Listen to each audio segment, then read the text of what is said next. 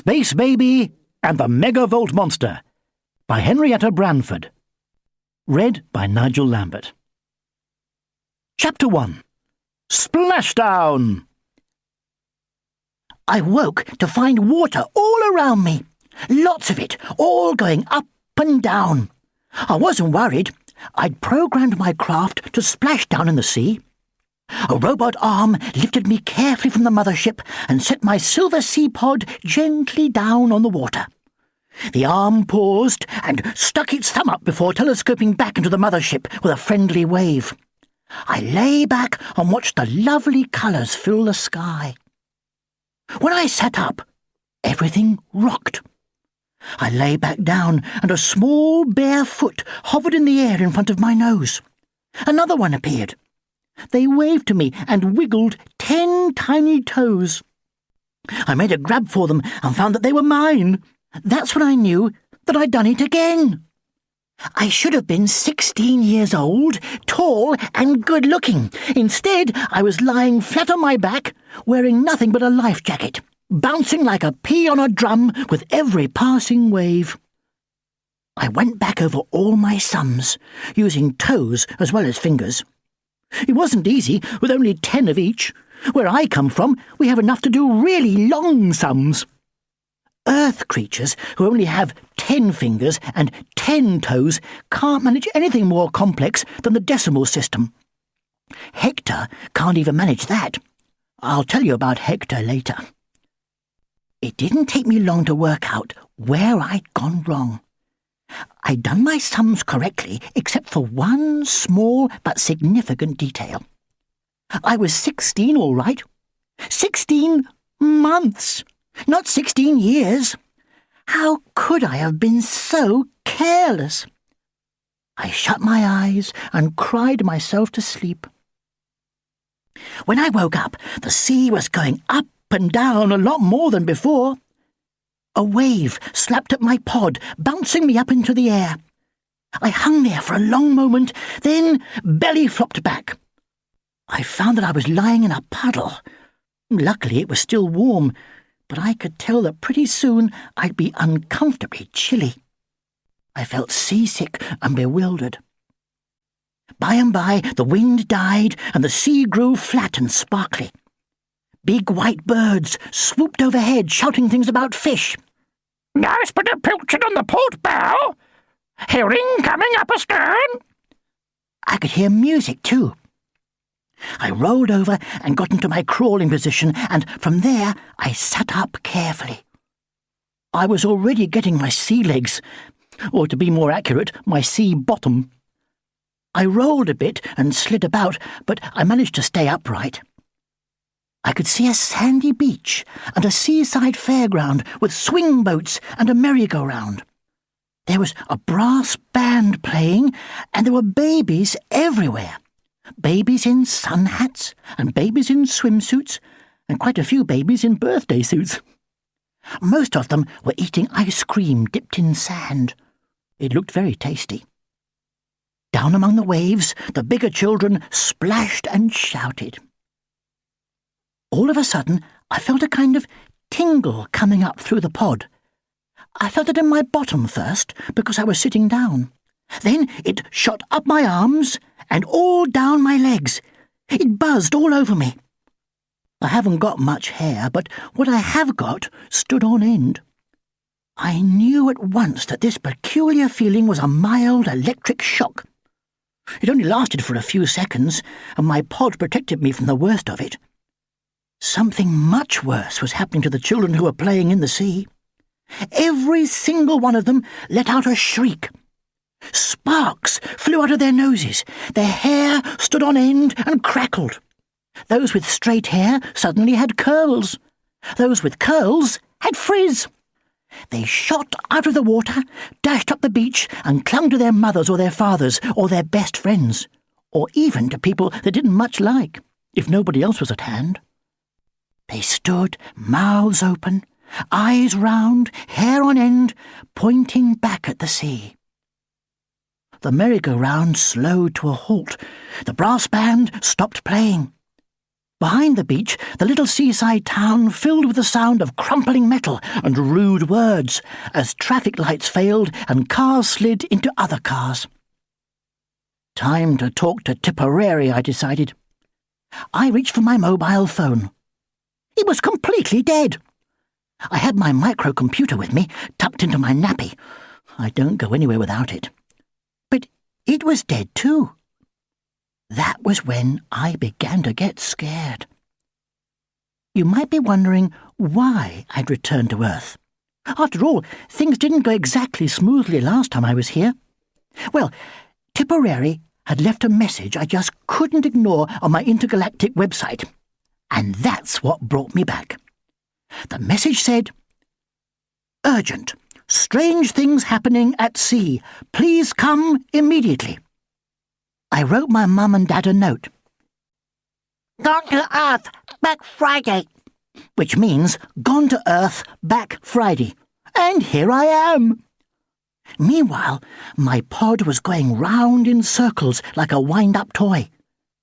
Close ahead of me, a line of jagged rocks stuck up through the waves like teeth. Each circle of my pod was carrying me nearer to those sharp stone spikes. I left the beach behind, and soon a wild-looking headland appeared.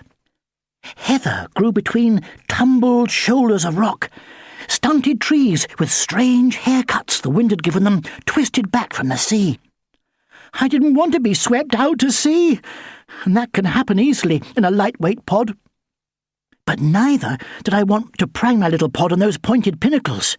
If I did that, it would burst like a balloon.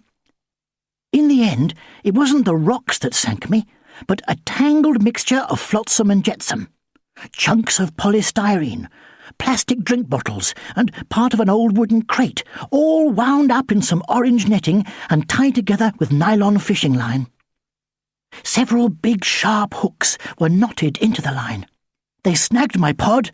There was a sudden hiss, and I found myself bobbing up and down in the freezing cold water. I pulled my knees up to my chin and began to yell. I'd managed 2 good hollers when I heard a really tremendous whoosh, like a rocket going off just behind my head. I opened my eyes. It was a rocket going off behind my head. I had programmed it to fire on contact with water, just in case. It hurtled up into the sky, calling for help to anyone who might be watching. It's lucky for me that someone was, or this story would be a whole lot shorter. I must have swallowed litres of seawater, but there was plenty left to slap my face, sting my eyes, rush up my nose, and swirl round inside my ears. The power of the sea is absolutely tremendous. You'd never know it just to look at them, but quite ordinary waves could toss an elephant into the air or tug a rhinoceros under, and I was just a tiny floating baby. All of a sudden, an unforgettable smell of wet dog hit me right on the nose. You might think that wet dogs smell the same on any planet, but I would have known this one anywhere. Happiness filled my heart. There, dog paddling valiantly towards me through the crashing waves, his round brown eyes gleaming a welcome, his floppy ears flying, and his little stumpy tail wagging joyfully, was my old friend Hector. He'd seen the distress rocket and, with no thought for his own safety, leapt to the rescue. We didn't waste our breath on any "hi there, bro" business, I can tell you.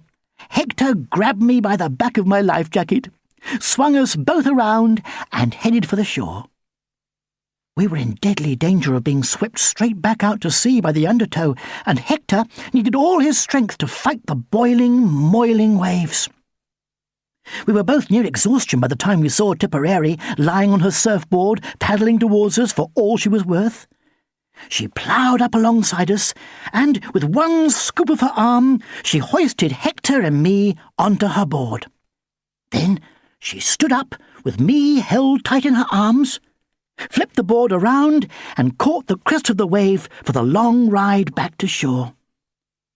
Hector's ears flew back in the wind, and he yipped with excitement. It was a fantastic feeling, balancing between sea and sky, swooping and dipping, turning and twisting, with the white surf bubbling like champagne all round us and the salt wind buffeting our faces as we powered down the long roller and back onto the beach. Chapter 2. Cybery! Soon I was safe inside Softy. That's Tipperary's super deluxe family travel experience, enjoying a hot power shower while Hector gently licked the sand and salt away. Softy is Tipperary's home. She built the bus herself and put in every kind of information technology. Well, every kind they have on Earth, which frankly isn't much, as well as plenty of home comforts. There were bunk beds and a comfy dog-ease basket for Hector. There was a roomy nesting and perching area for Aunt Doris's hens. Aunt Doris always brings them with her when she comes to visit because she doesn't trust anyone else to look after them properly. There was a power shower, as I've already said, and a snack bar and a stack of toys and loads of books and videos and CDs and computer games. Softy has a powerful engine too, and a sleek aerodynamic chassis. That bus was a work of art, and Tipperary was the artist. Hector and I are like brothers. He gets right on my nerves, and I get right on his. There are 1,000 things he does that drive me crazy. He licks me. He barks in my ear. He nicks my rusks. He chews my toys, and he's so snooty, just because I wear a nappy and he doesn't. Worst of all, he tries to get Tipperary's attention all the time. He often reminds me that Tipperary belonged to him before I ever got here. He thinks that gives him special privileges, but I know that Tipperary loves me just as much as she loves him. She missed me like anything when I went home. I missed her too. I missed her big, warm smile and the funny way she talks. She looks pretty funny as well. Earth people do. For a start, they have only one head. It just doesn't seem enough, does it? But what were you doing in the sea, Moses? Tipperary asked, once I was safely snuggled up beside Hector under his tartan cosy boy blanket. Why didn't you tell us you were here? I was going to Tipperary, I explained. I came as soon as I got your message, but when I got here, my phone went dead and my computer shut down. Hector snorted, spraying me with dog dribble. I bet whatever's going on is all your fault, Wobblehead, he barked. Whenever anything goes wrong, Hector thinks it's my fault. OK, Bighead, tell us what you've done this time, he yipped. I couldn't answer immediately because Tipperary was pulling my vest on over my head. She popped a disposable nappy on the other end and looked round for some baby clothes. As it happened, Aunt Doris had just finished knitting me a pretty cool outfit. She can't seem to remember that I'm a different shape and size back home, but for here and now, the suit she'd knitted was just right. Tipperary pulled it out of Aunt Doris's sewing basket and tried it on me. It was soft and warm and stripy. Pink and purple, my favourite, with a little flap at the back for nappy changing. Tipperary buttoned me into it and sat me on her lap. "Good job you're still the same size," she said. "Or are you? I think you're a wee bit smaller, Moses." Hector snorted again when I told that I'd slipped up with my sums, but Tipperary smiled and kissed me. "Never mind, Moonshine," she said. "I think you're lovely this age. Isn't he lovely, Hector?" Hector snorted some more. "Aunt Doris is going to be so pleased to see you, Moses," Tipperary went on, ignoring Hector and patting my little chubby cheeks. "She's here on a visit with the hens. She's taken them out for a breath of sea air, but she'll be back any minute. Look, here she comes now." Tipperary lifted me up so I could see out of the window, and there was Aunt Doris stumping along the windy beach, with her hat pulled well down and her mackintosh flapping. Bess and the rest of the chickens were blowing all about her feet. Hens aren't much good at flying as a rule, but each time the sea breeze caught them, it lifted them squawking off the ground, blew them along a little way, and dropped them back down. It was a kind of chicken windsurfing, and they were loving it. Hens need a bit of adventure, just the same as everybody else. I understand hens pretty well because of speaking chicken. And besides, Bess, the Buff Orpington, was a particular friend of mine. Aunt Doris absolutely beamed when she saw me. "Well, Moses," she exclaimed, "fancy seeing you here. Dropped in for a bit of a holiday, have you? So have we. But you look chilly, dear. I hope you haven't been paddling. It's much too cold for that, my pet." "I know," I said. "I didn't mean to, Aunt Doris." Hector chuckled. "And I didn't come on holiday exactly either." "Didn't you, dear? Never mind. It's lovely to see you. I hope whatever brought you here has nothing to do with your old computer nonsense." "Well, it might have," I said, cautiously. Hector sat up straight and scratched his ear. "Done it again, nappy bottom," he barked happily. "Have not," I barked back. "No," Aunt Doris soothed, taking me from Tipperary's arms and giving me a cuddle. "Just you begin at the beginning, my duck, and tell us all about it." She often calls me her duck. I don't know why. "Well," I began, "do you remember Cyberfloat?" "How could we forget, Fluffhead?" Hector chuckled. Cyberfloat is my favourite computer game. It's all about being stuck on a planet where something's gone wrong with gravity, and you have to find a way to fix it before everything floats off into space. There are several different levels, but the one that I like best is Heavy Moon, where giant electric eels are invading the galaxy. You have to zap them into black holes to get rid of them. "Remember Heavy Moon?" I asked. A strange look crossed Tipperary's face, a suspicious look. "Didn't it have something to do with giant electric eels, Moses?" she asked. I nodded. There was a little silence. Then Tipperary shook her head. "You haven't, Moses," she whispered. "Tell me you haven't." Has, barked Hector, bouncing up and down. "Well," I said, blushing a bit. "Might have, sort of, accidentally." Hector grinned and helped himself to 6 biscuits from his personal biscuit dispenser. He knows perfectly well that he's not supposed to do that without asking, but he could see that Tipperary was concentrating too hard on me to take any notice of him.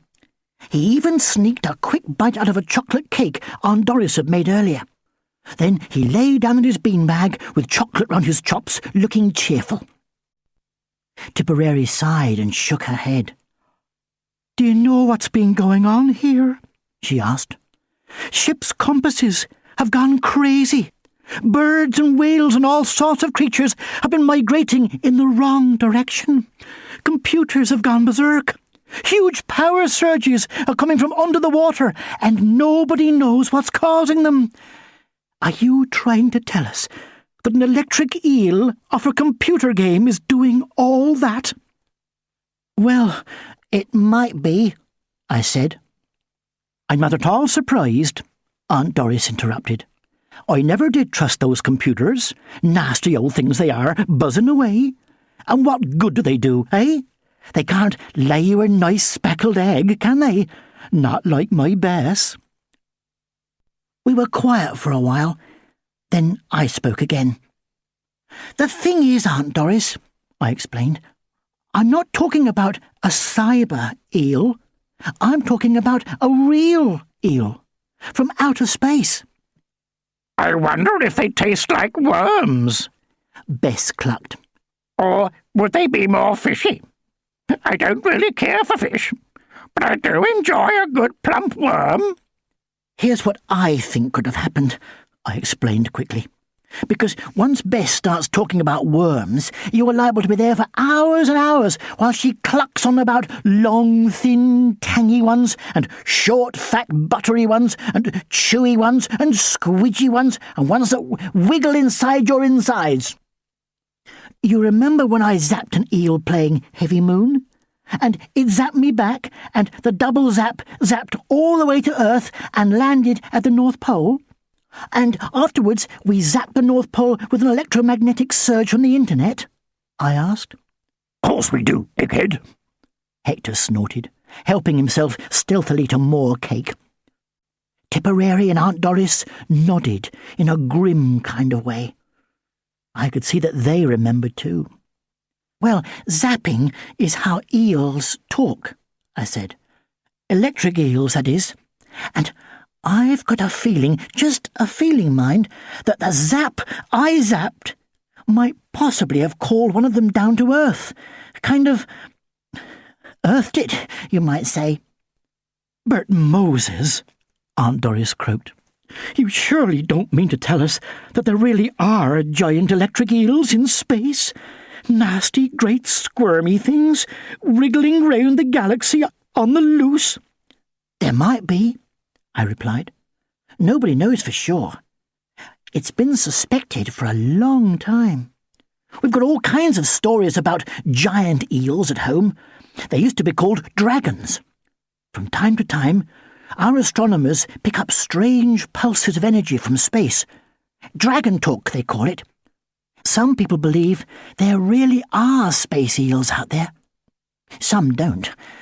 I've always believed in them.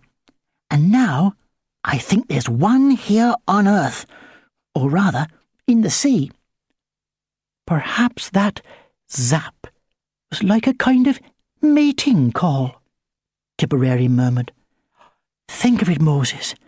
Your dragon eel, if it exists, may have fallen in love with a cyber eel. That's kind of sad, don't you think? Hector snuffled. Aunt Doris shook her head.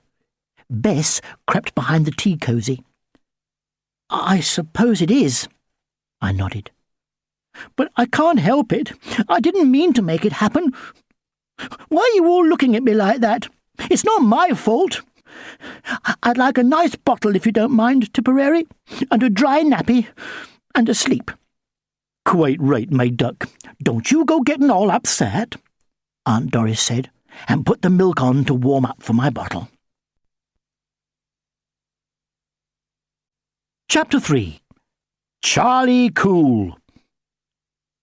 When I woke up, warm and safe and tucked into Tipperary's bed, I was hungry again. Babies are hungry all the time because our stomachs only hold an egg cupful of food at a time. Also, my nappy needed changing, for much the same reason.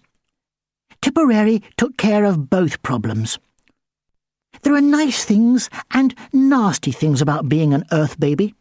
Having freezing cold cream slapped on your bum is bad. Having your nappy taken off is good. But what I like best of all is sucking on a bottle of warm milk. Tipperary knew just how to feed me. She let me hold the bottle for myself, and she didn't mind if I dropped it or dribbled. A lot of milk goes down your neck and round behind your ears when you drink from a bottle. You try it if you don't believe me. Tipperary wiped me down and found me a clean baby grow. When she'd finished, I asked her if Softy's communication systems were working. Everything went dead for a while after that electric shock, she told me. Phone, fax, radio, computers, the lot. But I've got it all back on now. Who do you want to talk to? Before I could reply, there was a light tap on Softy's door, and Charlie Cool came bounding in with his black braids flying. Charlie's a special friend of ours. He works for Newsround, and he'd come to report on the strange events at sea. Journalism was Charlie's job, but his hobby, well, more than a hobby really, you could call it a passion, was hang gliding. He had his trusty hang gliding gear with him now, folded into a new silver backpack. Charlie's other big passion was Tipperary. He was mad about her. He had been ever since he first saw her, and she was mad about him. He did a double take when he saw me. "Good to see you, little buddy," he smiled. "How's the ace from space?" "Oh, fine, thank you, Charlie," I said. "How's hang gliding?" "Cool, man," Charlie answered. "I've done some real high flying since I saw you last. Tip's going to try it next, and she thinks Hector might give it a go as well." Tipperary looked as though she couldn't wait, but Hector didn't look too keen. Somehow I can't see Hector hang gliding. But then I never thought I'd see him surfing either. "You here on a social visit?" Charlie asked. Hector snorted. Aunt Doris dried me off and frowned at him. "No, Hector," she said. She may not speak dog, but she knew what he meant. "If Moses had anything to do with whatever's gone wrong under the sea, Moses will put it right, won't you, my lamb?" I nodded. She calls me her lamb as well as her duck. Sometimes she calls me her little apple dumpling. "You mean you're at the bottom of this?" Charlie asked. "One thing I love about you, little dude, when you're around, life's never boring." I filled Charlie in about heavy moon and giant electric eels from space. "So tell me," he said when I'd finished explaining, "what are you going to do about this big eel?" "I'm going to make friends with him," I said. "Are you sure that's wise, dear?" Aunt Doris asked. "Friendship is a wonderful thing, but you can't be too careful these days." "The thing is, Aunt Doris," I explained, "I've got to find a way to send him back into space, so I have to talk to him. Do you think you could make Softy amphibious, Tipperary?" "Turn Softy into a boat," Tipperary said thoughtfully. "Yes, I think so. In fact, I'm sure I could. But it'll take me a couple of days." "That's okay," I said, "because I don't think the real trouble is going to start until the eel gets hungry, and eels can go for ages without eating. Provided this one had a good meal before he left home, we should be fine. Eels are wonderful creatures. Did you know they can come out of the water, Tipperary, and travel overland?" Aunt Doris glanced out of the window nervously. "Tipperary," she said, "help me shut the windows. I want to keep the hens inside. Somehow I'd feel more comfortable if they were under my eye." Aunt Doris made supper after that, and we had a lovely evening. It felt good to be sharing Hector's comfy doggies basket and swapping jokes with Bess. Bess knows a lot of jokes about chickens. For example, "Why did the chicken cross the road?" "Because she wanted to get to the other side." Actually, that's not very funny to me.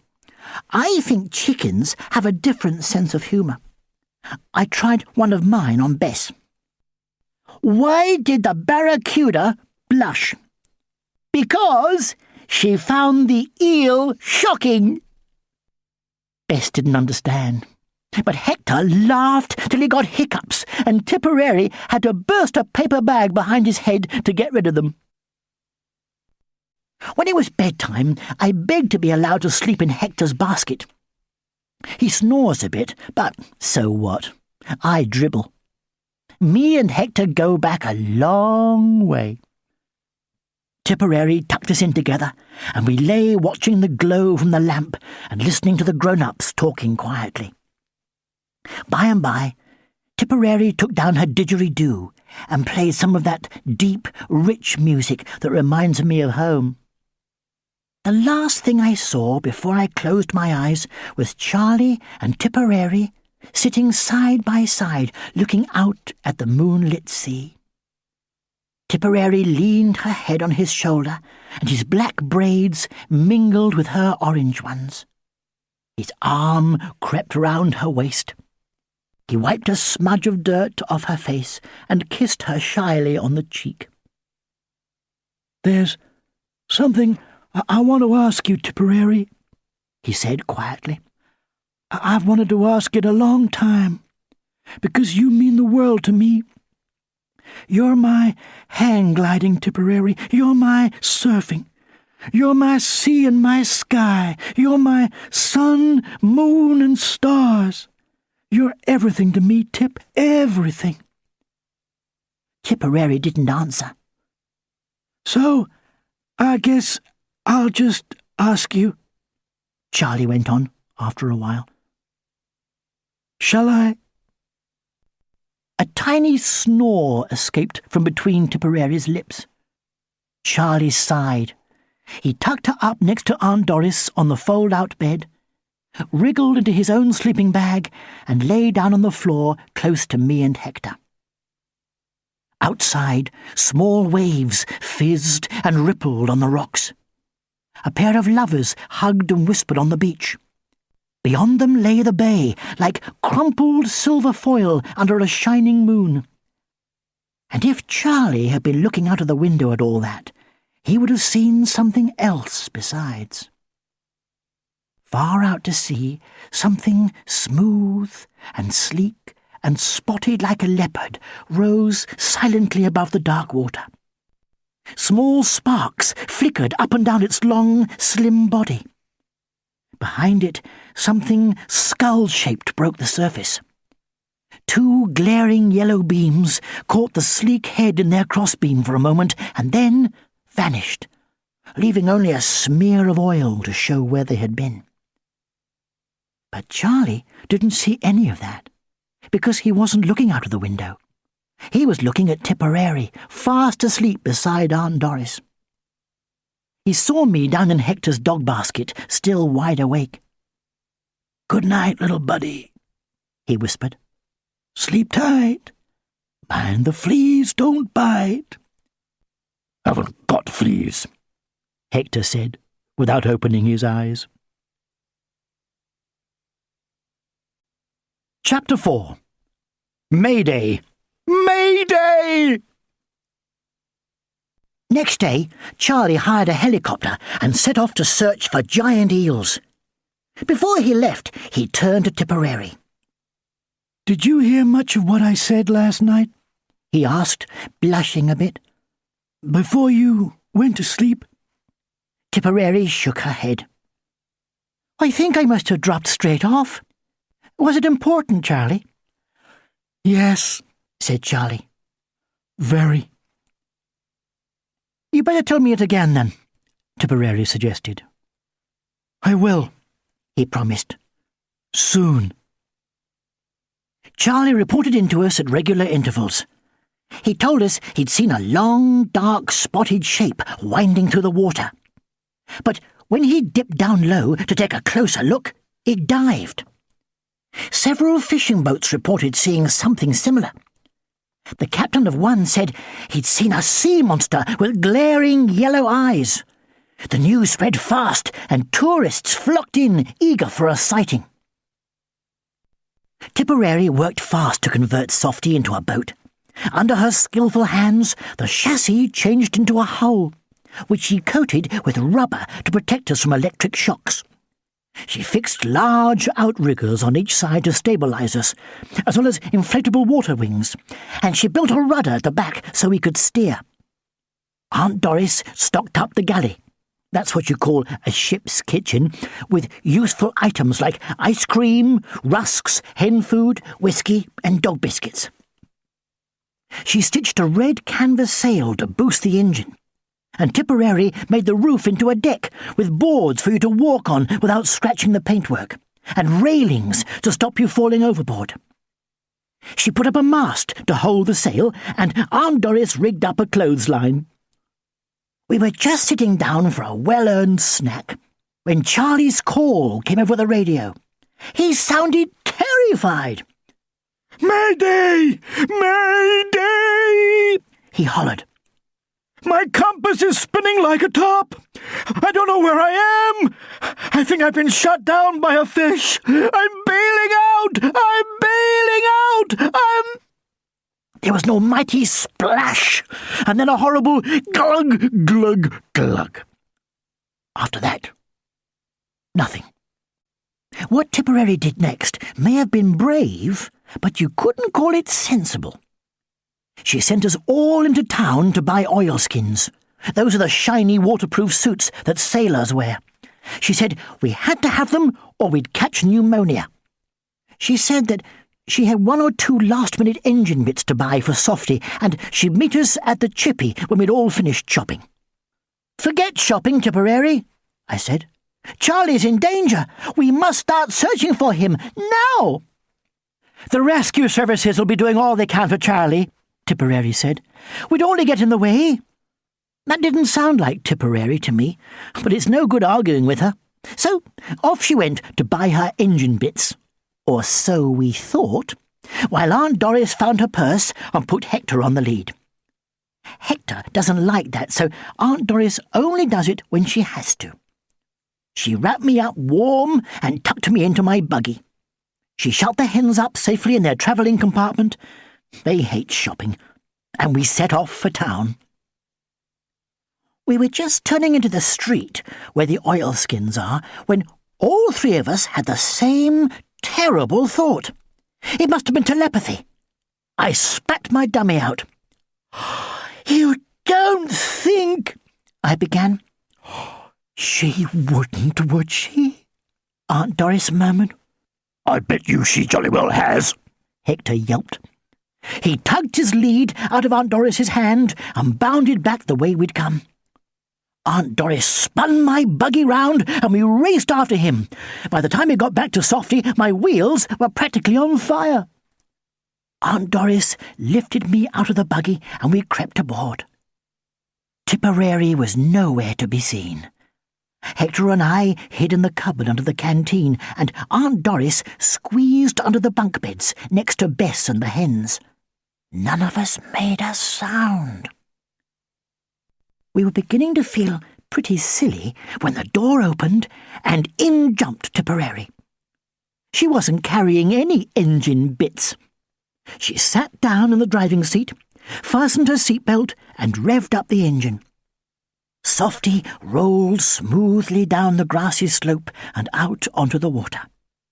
The retractable wheels folded up into the hull and the water wings inflated. The engine's quiet purr dropped to the baritone throb of a motorboat, and Softy's bows cut a foaming V through the water. We were at sea.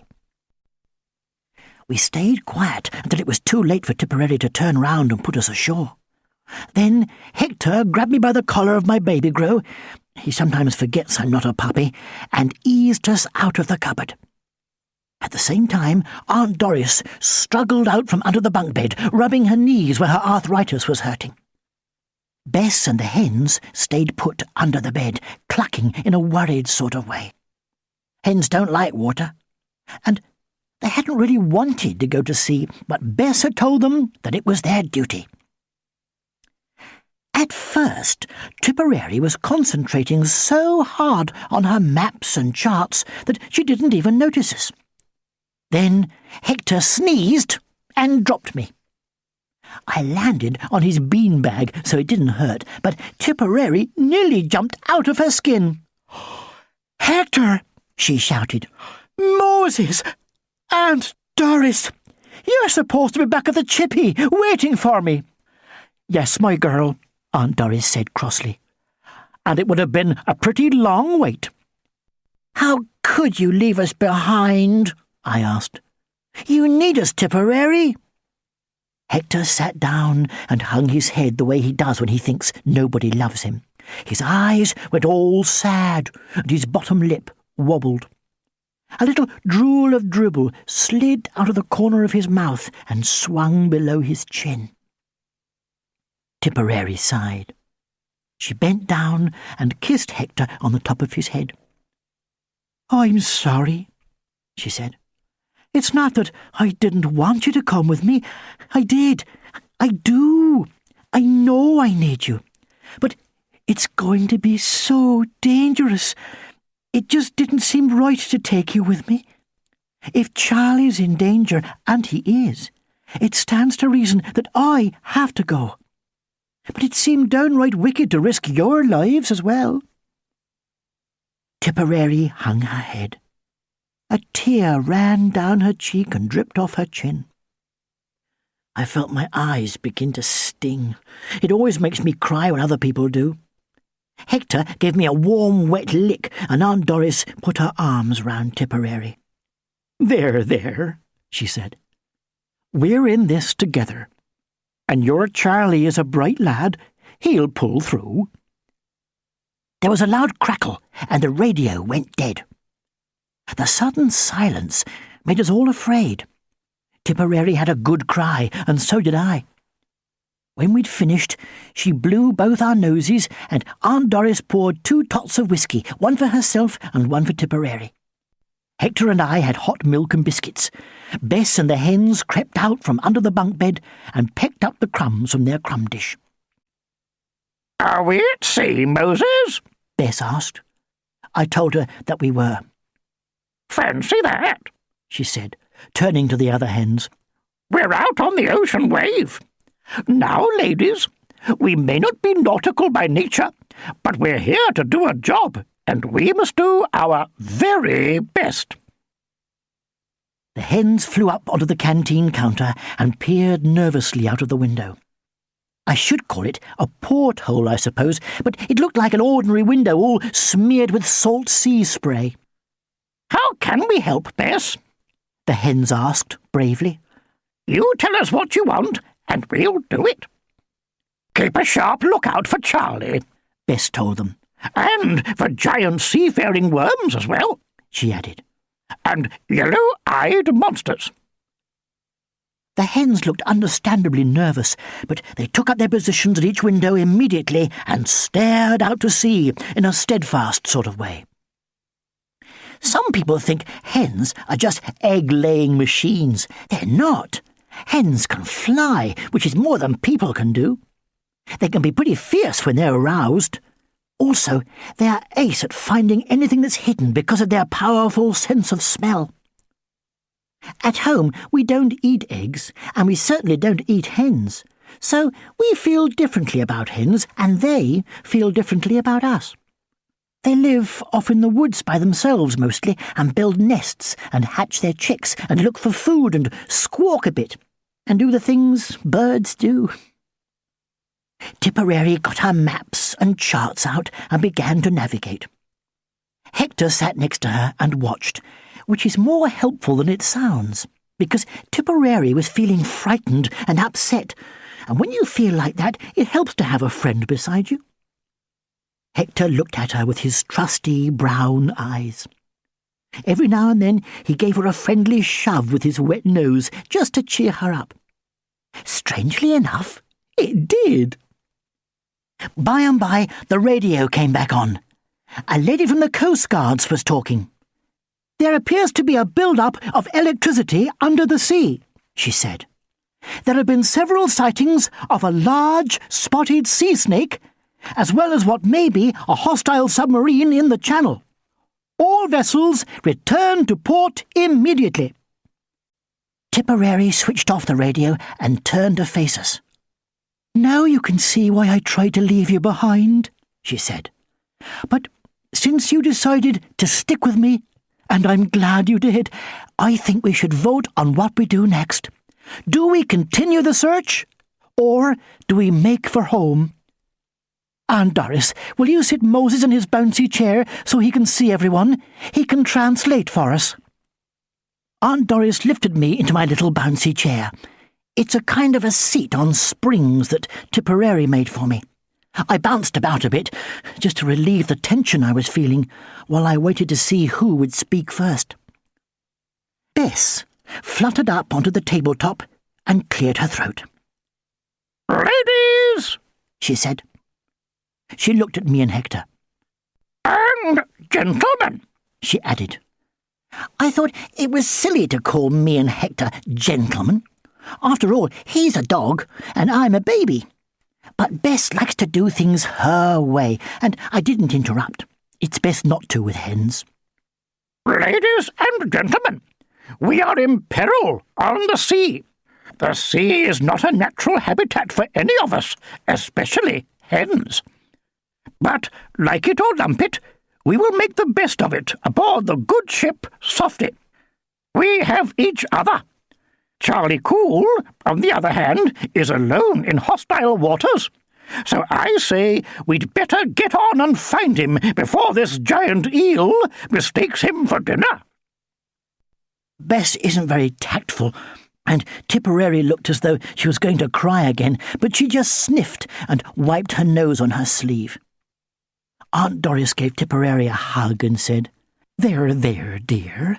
Worse things happen at sea." "We are at sea, Aunt Doris," I reminded her. "So we are, dear," Aunt Doris answered. "Well, it's just a saying. Shall we take a vote?" "What on?" Hector asked. He hadn't been listening. "On whether we carry on looking for Charlie or go back to Portland Bill," Tipperary explained. "We must all think carefully for a moment. It's important that we all understand exactly what we're voting for." She looked hard at the hens when she said this. There was a short silence, if you don't count the thunder that was now rumbling more or less continuously, and the shriek of the wind and the roar of the waves. "Any questions?" I asked, after I'd translated everything. There weren't. "All in favour of staying out at sea, say aye," Tipperary said. Me and Aunt Doris said aye. Hector said rough, and the hens said "Squawk!" The vote was unanimous. We would stay at sea and try to rescue Charlie. Chapter 5. Come to Daddy. "Tipperary," I said, "I want you to dangle me over the side of the boat." "No way," said Tipperary. "You must," I said. I won't. Certainly not, dear, said Aunt Doris. I never heard anything so silly in all my born days. "Stupid, barked Hector. Bark, bark, bark, bark, Squawked Bess. Which means don't even think about it. "Listen," I said. "I've got to talk to the eel." I'm not dangling you over the side for any giant eel to swallow, and that's flat, Tipperary said. "But," I began. Tipperary said no, Aunt Doris interrupted. So no it is. That's it and all about it, my lad. "Okay," I sighed. I know when I'm beaten. Actually, I was pretty relieved. "If you won't dangle me over, dangle something that will pick up noises from underwater and amplify my voice so I can talk to whatever's down there."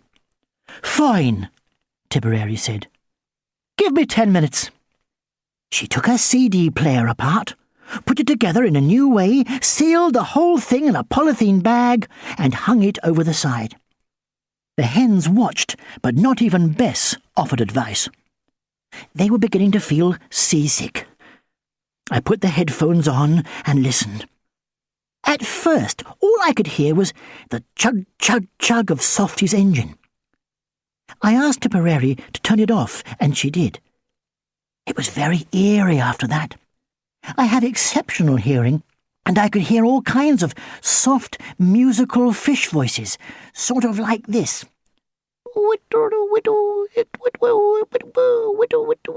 Elvis. It was like lying in a tent when the birds are waking up outside.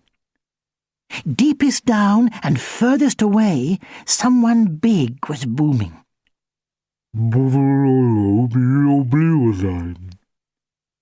There were no words, just deep blue music. Closer and higher, shoals of small fish blipped and bleeped.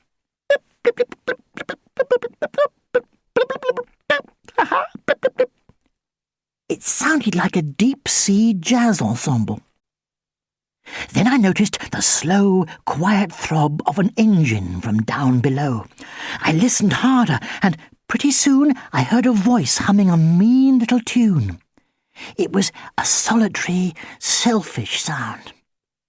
Come to Daddy, Spotty Face. Daddy wants you. Come to your old Daddy. There was just the quiet singing of the fish for a while and the slap, slap of the waves along Softy's sides. Suddenly, a new voice spoke from somewhere quite close by. Darling, come to Elvis. Where are you? Where are you hiding, dearest? I know you're here. Speak to me, beloved. Let me twine myself around your silky coils. Oh, let me press you close. Speak to me. Sing to me. Give me a clue. Please don't be shy. Crumbs, I thought, because I knew at once who was talking. I had been right all along. It was a giant electric eel from outer space. His name was Elvis, and he was in love with a virtual eel from Cyberfloat. Now what? I cleared my throat. Amy, I said, what's your name? which means, excuse me, can we talk? A, B, C, D, E, F, G, H, I, J, K, he said, which is not polite even for an eel. I asked Aunt Doris to hold the headphones away from my ears a bit. Could you talk a bit more quietly, please, Elvis? I asked. No, I couldn't. Who are you anyway? I don't want to talk to you. I want to talk to her. He bellowed. You may have noticed that people get pretty boring when they're in love. It doesn't matter whether they're telling you about their latest boyfriend or girlfriend, or their new baby, or their pet hamster, or the football team they support, or a virtual eel from Cyberfloat. They get boring. Love is a wonderful thing, but it doesn't necessarily make for interesting conversation. Where is she? Whined Elvis. I want her. I heard her sweet voice calling me. I've travelled so far to be with her. She's my destiny and I am hers. Don't torment me. If you know where she is, lead me to her. She's not here, Elvis, I said. She's gone to Epsilon Indi. That was unkind of me, I know. Epsilon Indi is approximately 11.4 light years from Earth, and in case you've forgotten, an Earth light year equals approximately 9,500,000,000,000 kilometres. So, Epsilon Indi is not just round the corner by any means, though it's not so far off either for a star. What did she want to go to Epsilon Indi for? Wailed Elvis. Did she leave me a message? Did she say where she'll meet me? Once you've started telling lies, it's quite hard to stop. One lie leads to another. You get all tangled up and everything gets more and more complicated. You have to invent wilder and wilder stories. Yes, I lied. She did. She said to tell you that she's crazy about you. She thinks you're fabulous. She thinks you're the eeliest eel in the ocean. She can't wait to settle down and make thousands of dear little baby eels with you. She's just a bit shy, that's all. That's why she's gone to Epsilon Indi. Right after I said that, I wished I hadn't. One of the things that makes an eel give off electricity is hunger. When it sees dinner passing by, zap, it goes and stuns it. Another is when it wants to say hello. Zap! Another is when it's scared. Zap! If it sees something coming towards it that looks fierce and scary, like your teacher, only joking, it'll zap them in self-defense before they can zap it. But the thing that makes an electric eel zap the loudest and the hardest is, you've guessed it, true love. Once an electric eel starts thinking about love and romance, he's apt to blow a fuse. The buzz that eel gave when I said his lady eel was crazy about him must have blown all the other fish inside a radius of 10 kilometres right out of the water. All kinds of electrical equipment was absolutely wrecked by the sudden charge, including the kind of two-way microphone that Tipperary had rigged up for me with her CD player. There was a loud hiss, followed by a crackle, and in the silence that followed, I heard the throb of engines coming from behind us. "Quick!" I said to Tipperary. "I've got to keep talking to Elvis, or he'll go crazy, and we'll all be fried. So come on, dangle me over the side." Tipperary thought for a minute. Then she ran to my cot and pulled off my rubber sheet. She looked at Aunt Doris. Aunt Doris nodded and dived for her sewing box. In next to no time, I had a little wetsuit. "What about your poor face?" Aunt Doris asked, blowing her nose. "I'll try to keep it out of the water," I said. I won't pretend I wasn't scared. Nobody wants to be lowered into the water with a giant electric eel. What's more, all around us the sky was turning purple with fat thunderclouds. Forked lightning whizzed and crackled and stabbed into the sea. You could hear the hiss of it and see the steam rise where it hit the water. The wind was going crazy, veering from north to south and east to west with each new roll of thunder. Softy was lurching up and down and side to side in a horrible way. Bess and the hens lay in a huddle on Hector's beanbag, eyes shut, beaks open, moaning softly. Hector wasn't feeling too good either. Every now and then he made a dash for the nearest window. Aunt Doris helped me into my wetsuit. She did up my life jacket and tied me to a length of good, strong washing line. "Are you ready, my brave lad?" she asked in a quavering voice. I nodded. I didn't trust myself to speak. Aunt Doris wiped my nose, kissed me on the cheek, and lowered away. It was chilly in the water, even with my wetsuit on, and the waves looked like green glass hills. Each time one of them lifted me up high, I could see another 100 heading straight for me. It was a cold and lonely business, bobbing up and down in the water. But what happened next was worse. Something the colour of leopard skin began to coil up through the water underneath me. A velvety head appeared right in front of my face.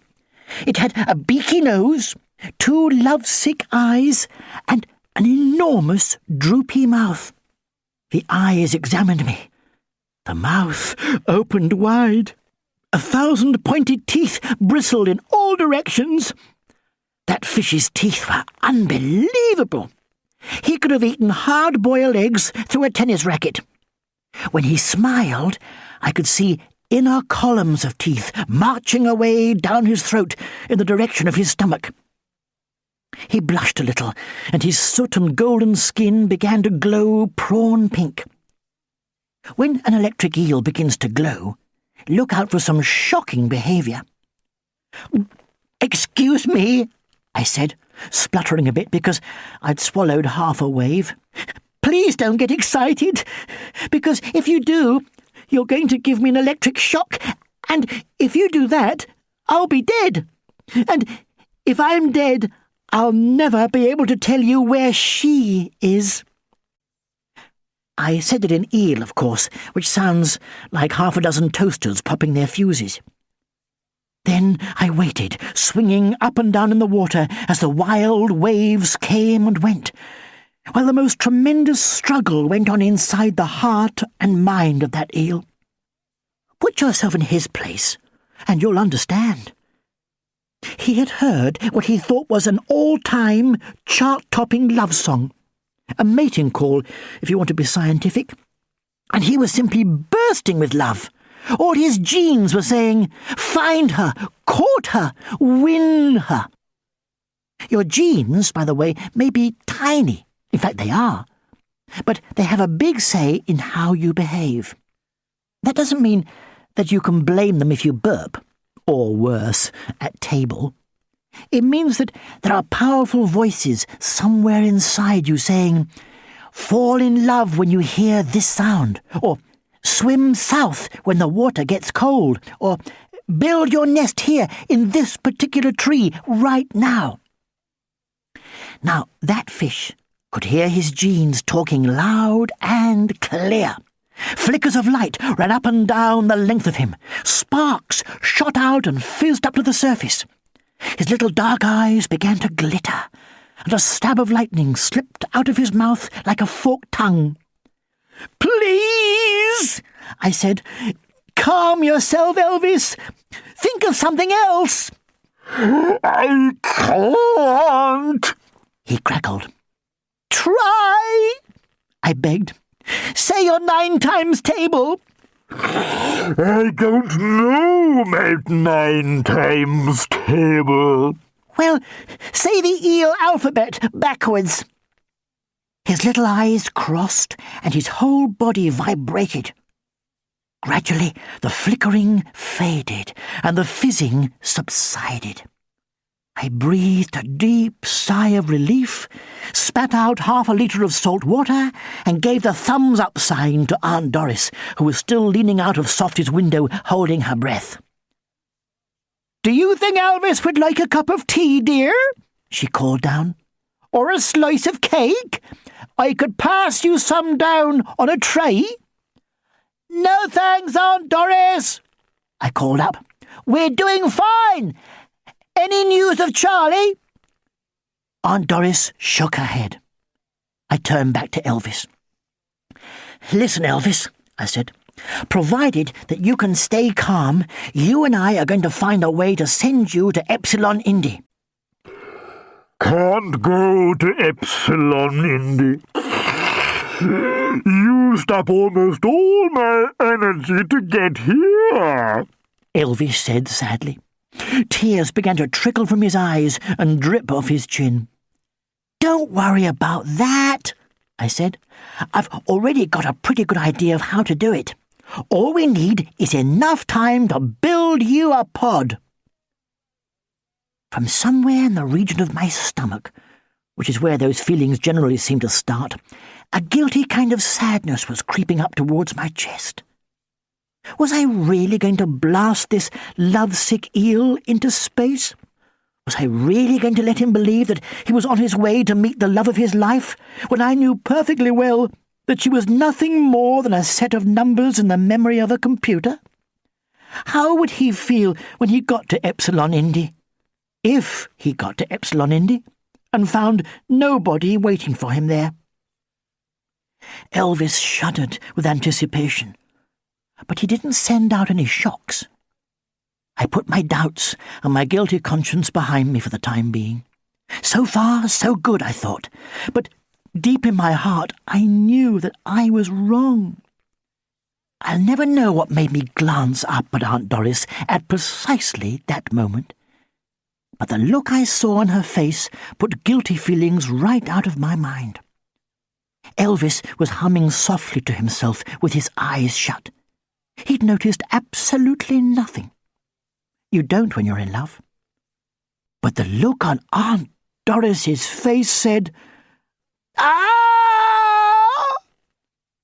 I looked over my shoulder. There was a yellow-eyed, skull-shaped sea monster, still underwater, but coming up fast, right behind me. I stared into its eyes, trying to work out if it looked hungry or not. I thought that it might eat me anyway, just to see what I tasted like. Then something moved behind the yellow eyes. Something or Someone horribly familiar. The yellow eyes closed. Was I looking at a sea monster, or was I looking at something worse? I was definitely looking at something worse. Chapter 6. Sleep tight, fishy. I realised that what I had mistaken for a sea monster was in fact a small submarine with yellow headlights and a bubble dome on top. The headlights went out when the craft reached the surface, and I could see the captain inside the dome. He was no stranger to me, but I had not expected to see him ever again. The last time I saw him, he was driving a tank off a cliff, and I was pretty confident that he'd be strawberry jam when he landed. But here he was, staring right at me through the dome of a submarine. His spidery hands crept across the control panel in front of him. He pressed a button, and a mean-looking harpoon gun slid out of the front of the submarine. Silas Stoatwarden smiled and pulled the trigger. A dart, the size of a Guy Fawkes rocket, buried itself in Elvis's neck. His little eyes flicked open, and he stared for a second at Silas Stoatwarden. Then his eyes closed, and he slid slowly down through the green water, folding down and around on himself, rather like an old pair of tights, until he lay coiled in an untidy heap on the bottom of the seabed. Silas had given Elvis a massive dose of sedatives. The dart still hung from his velvety skin, but Silas hadn't finished yet. A little trap-door opened in the bottom of the submarine, and a net, the size of a football pitch, drifted slowly down, entangling those giant coils. Sleep tight, fishy, Silas crooned. Daddy will tow you all the way to... well, never mind where to, eh? Let that be our little secret. There may be nosy Parker babies listening in. A double-barreled bazooka was now emerging from the submarine, and it didn't look friendly. Aunt Doris hauled me up out of the water, whipped me in through the window, and dropped me, dripping, onto Hector's beanbag. Meanwhile, Tipperary used all her skill to take evasive action. Silas was no match for her. By the time he'd fired his first round, we were out of range. There was nothing we could do to free Elvis immediately. Our top priority had to be to find Charlie Cool. The radio was back on now, and someone from the Coast Guards was shouting angrily at Tipperary because we hadn't returned to port. When the shouting died down, Tipperary asked if there was any news of Charlie Cool. There was! Apparently, the crew of a fishing trawler had heard singing somewhere off Tosca Rock in the Irish Sea. They recognised the voice at once. Charlie's voice is famous. He sometimes sings the news. "Are you a fan of Charlie Cool?" the Coast Guard asked. "You could say that," Tipperary replied with a blush. "Me too. It's too bad there was so much fog in the Irish Sea. They searched and searched, but they couldn't find him." "What was he singing?" Tipperary asked. "It's a Long Way to Tipperary. A real golden oldie. I don't expect you know it." "I know it," Tipperary answered, wiping tears of joy on her shirt sleeve. "I know it well. And so does Charlie Cool." "It makes sense, I suppose," the Coast Guard said. "I mean, he would be a long way from Tipperary, wouldn't he, if he was in the Irish Sea? Tipperary's a long way inland." "Don't be too sure about that," Tipperary answered. "Now, I want you to turn your vessel round and head for Portland Bill. Is that understood?" "Understood," said Tipperary. She turned softly around, but we did not head for Portland Bill. The wind was blowing steadily from the south, and we hoisted Aunt Doris's big red sail and headed north. That afternoon found us swinging round Land's End into St. George's Channel. By evening, We were just off Tusker Rock. It was there that we spotted Charlie Cool. Tipperary saw him first and burst into tears of joy. He was zipped into his survival suit and clinging to the wreckage of his helicopter. He was still singing at the top of his voice. A giant grin lit up his face when he saw Softy chugging towards him through the choppy sea. Every now and then a monster wave would hide us from each other, and once Charlie was almost swept away by the huge waves bursting all around him and the cold wind scouring his face and hands. We came as close alongside him as we dared and threw out a lifebelt on a rope. Charlie pulled it on and clipped himself into the safety harness while Tipperary dropped a rope ladder out of Softy's back window. That's when I knew I wasn't going to send poor old Elvis, if he ever got away from Silas Stoatwarden, off on a wild goose chase to Epsilon Indy. When I saw the look of joy on Tipperary's face and the way Charlie's love beamed right back to her, I understood that love is not something to be sent off halfway across the galaxy just because it suits us to send it there. Charlie climbed aboard and fell, dripping, into Tipperary's arms. Aunt Doris wrapped a warm blanket around the two of them, and we all tactfully watched seagulls through the window while Tipperary cried buckets in Charlie's arms.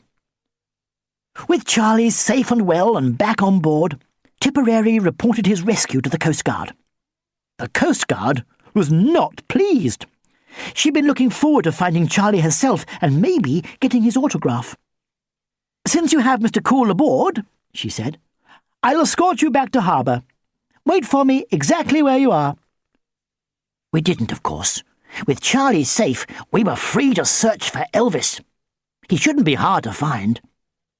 Once the sedatives wore off, he'd be sending out shocks like a huge electric eel. What we'd not taken into account was just how long Silas Stoatwarden could keep him asleep. Without Bess the Buff Orpington and her special powers, I don't think we would ever have found him. Did I mention to you that hens are good at finding things because of their keen sense of smell? Not just anything, mind you. Hens are not interested in roses or sweet peas. Hens are interested in food. And to a hungry hen, a giant eel smells like a lot of food. I don't think Bess knew the extent of her own powers, and if she hadn't fallen overboard, we might never have discovered them either. It happened like this. Bess was still feeling dreadfully queasy. She was longing for everything to stop going up and down and just keep still for a while. She begged us to put her ashore on Tusker Rock and let her feel dry land between her claws, if only for a few minutes. The other hens wanted what Bess wanted. They usually did, but Tipperary said she couldn't do it. It was just too dangerous. The wind roars round those rocks night and day, and a hen could be swept into the sea in the twinkling of an eye. Besides which, Softy could be rammed by a wave and break up on the rocks. By way of a compromise, Tipperary agreed to let the hens spend an hour or two on deck, provided they allowed Aunt Doris to tie them to the railings with good strong string. Well, they'd only been up there for about 10 minutes when we hit an extra big wave. There was a blood-curdling squawk. An egg shot past the window, followed by half a dozen hens. There are few sights more miserable than 6 wet hens. We hauled them out of the sea and sat them by the heater. Aunt Doris fluffed up their feathers on a soft towel, while Charlie dripped drops of medicinal whiskey down their beaks. When they could speak again, Bess fluttered nimbly up onto the table and addressed us. "Listen," she said. "While I was down there in the water—" Here she paused, and a shiver shook her feathers. "I discovered something important. You all know that I can smell a worm that thinks it's safe and sound 15 centimetres underground. You know that I can dig up a crust of bread that's been hiding in the compost heap for a fortnight. And you know that no juicy caterpillar is safe from my beak, not if it's hiding half a kilometre away." That bit about the caterpillar was an exaggeration, but I let it pass. Well, Bess went on, fanning her feathers excitedly, when I was in the water, I'm absolutely certain that I could smell that overgrown lummox of an eel. I'm sure I caught a whiff of Silas, too. Bess! I exclaimed. That's great! Can you tell us which way he went? Easy, said Bess, pointing due north with her beak. They went that way. Tipperary set the controls for due north, and Charlie cooked us a special seafood soup. We all had some, even Hector. He's a pretty messy eater, and by the time he'd finished lapping his soup out of his bowl, he had soup all over his face, soup behind his ears, soup under his chin, and soup on all four paws. I don't know how he does it. Aunt Doris fed me mine in sips from a teaspoon, and apart from one small dribble and a sneeze, I made no mess at all. After supper, what with being absolutely full of seafood soup, I fell asleep in Hector's comfy dog-ease basket. I didn't wake up until he got in too and sat down on my head. It was dark by then, even when he moved off my head. Aunt Doris and the hens were dozing on the bunk beds. Charlie and Tipperary were standing by the window, staring out to sea, their arms around each other.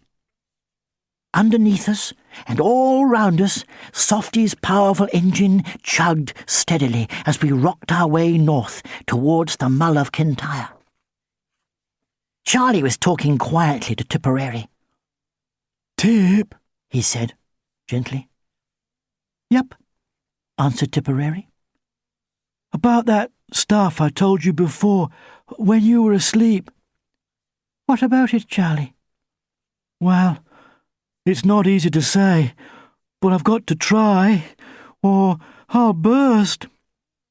Better speak up, then, said Tipperary.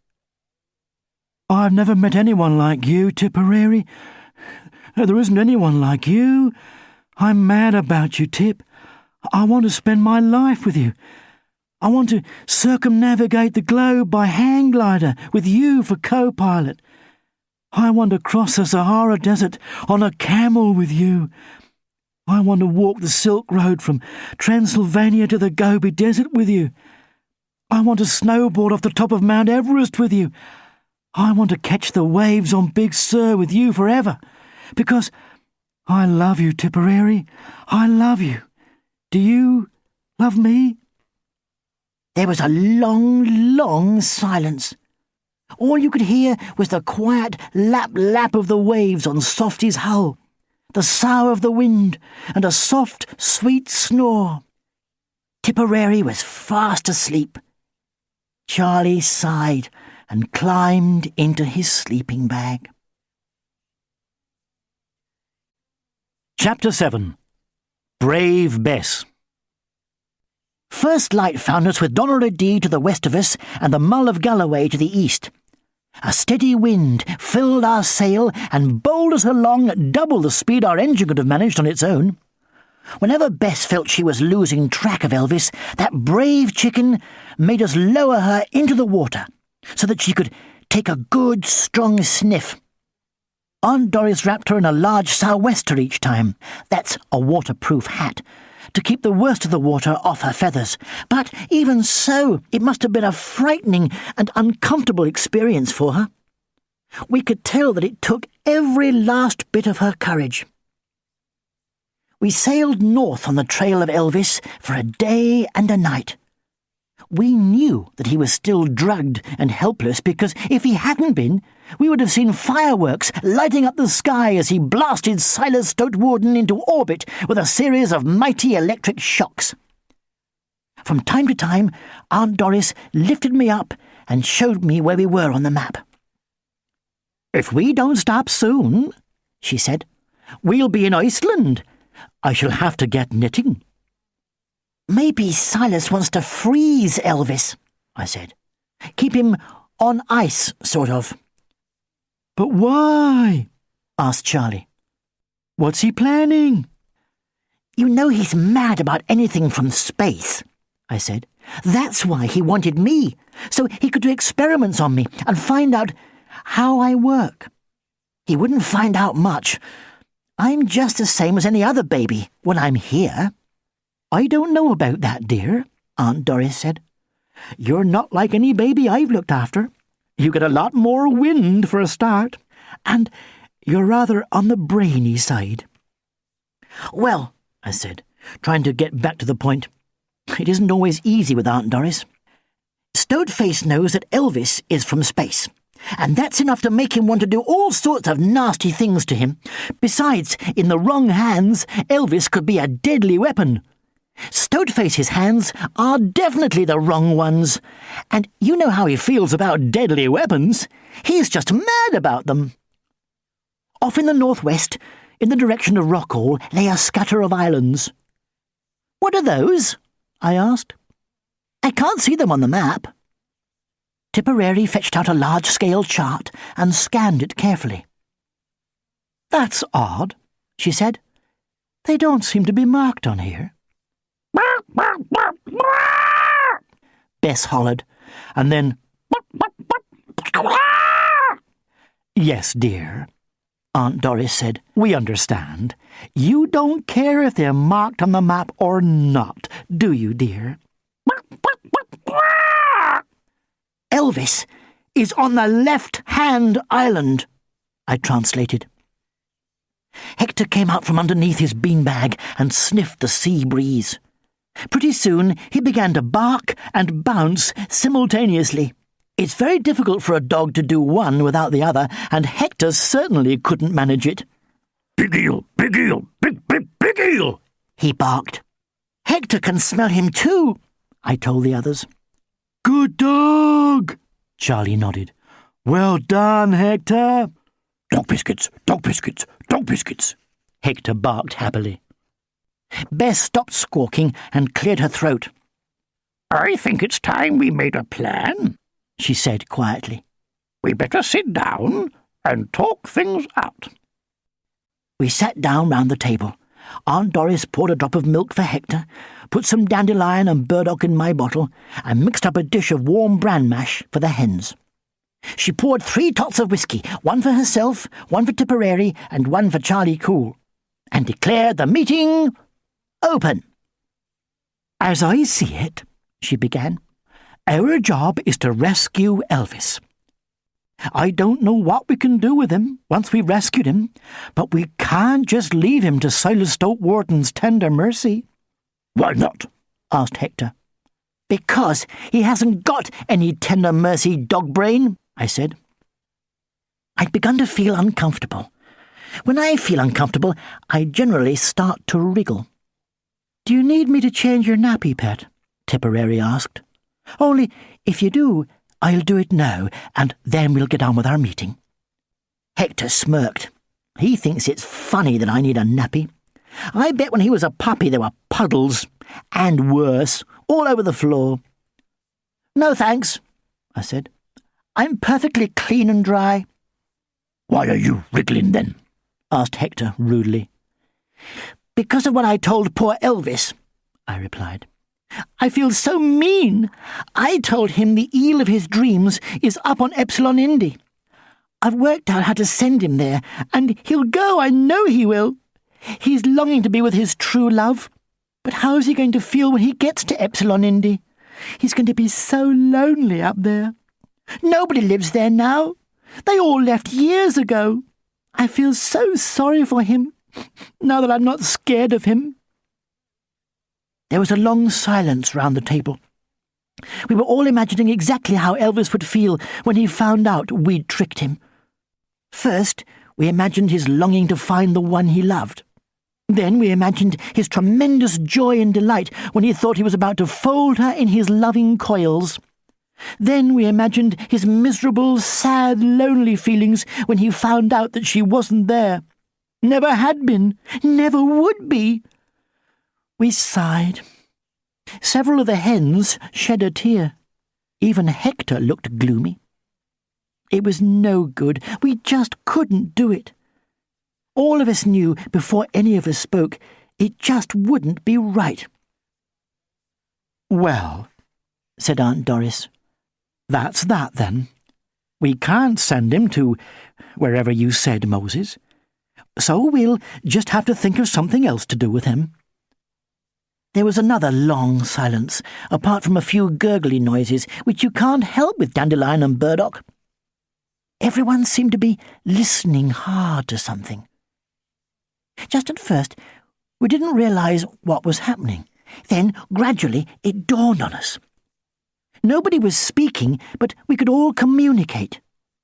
We weren't hearing each other exactly, at least not word for word, not even thought for thought. We were getting the flavour of each other's ideas without using words at all. It was a very special moment. Holy moly, Tipperary breathed. what's happening? Moses, is this anything to do with you? Yes, I said modestly. I think it must be. It's just telepathy. It happens all the time at home. I think you must have caught it from me.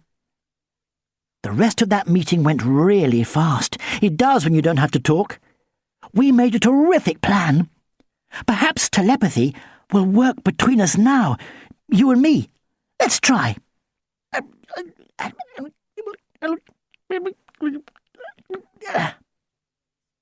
Did you get all of that? I hope you did. That way I needn't waste time explaining the plan. Chapter 8. Flying High. Everything was decided, and everyone knew exactly what they had to do. Charlie opened a window and leaned out. He licked his finger and held it up to see which way the wind was blowing. It's from south to north, with a bit of west in it, little buddy, he told me. which is exactly what we want. Aunt Doris, how's that papoose pouch coming? Annie? Aunt Doris answered, speaking round a mouthful of pins. She was double-stitching the seams to make them double strong. Tipperary packed wetsuits, flippers, sandwiches, rusks, and a dry nappy into Charlie's backpack. Emergency supplies were stowed on the bottom of my papoose pouch. It was time to go. Charlie buckled on his flying harness. He'd painted his bat wing grey, with 1 or 2 dark clouds for camouflage, and it looked beautiful, just like a piece of sky.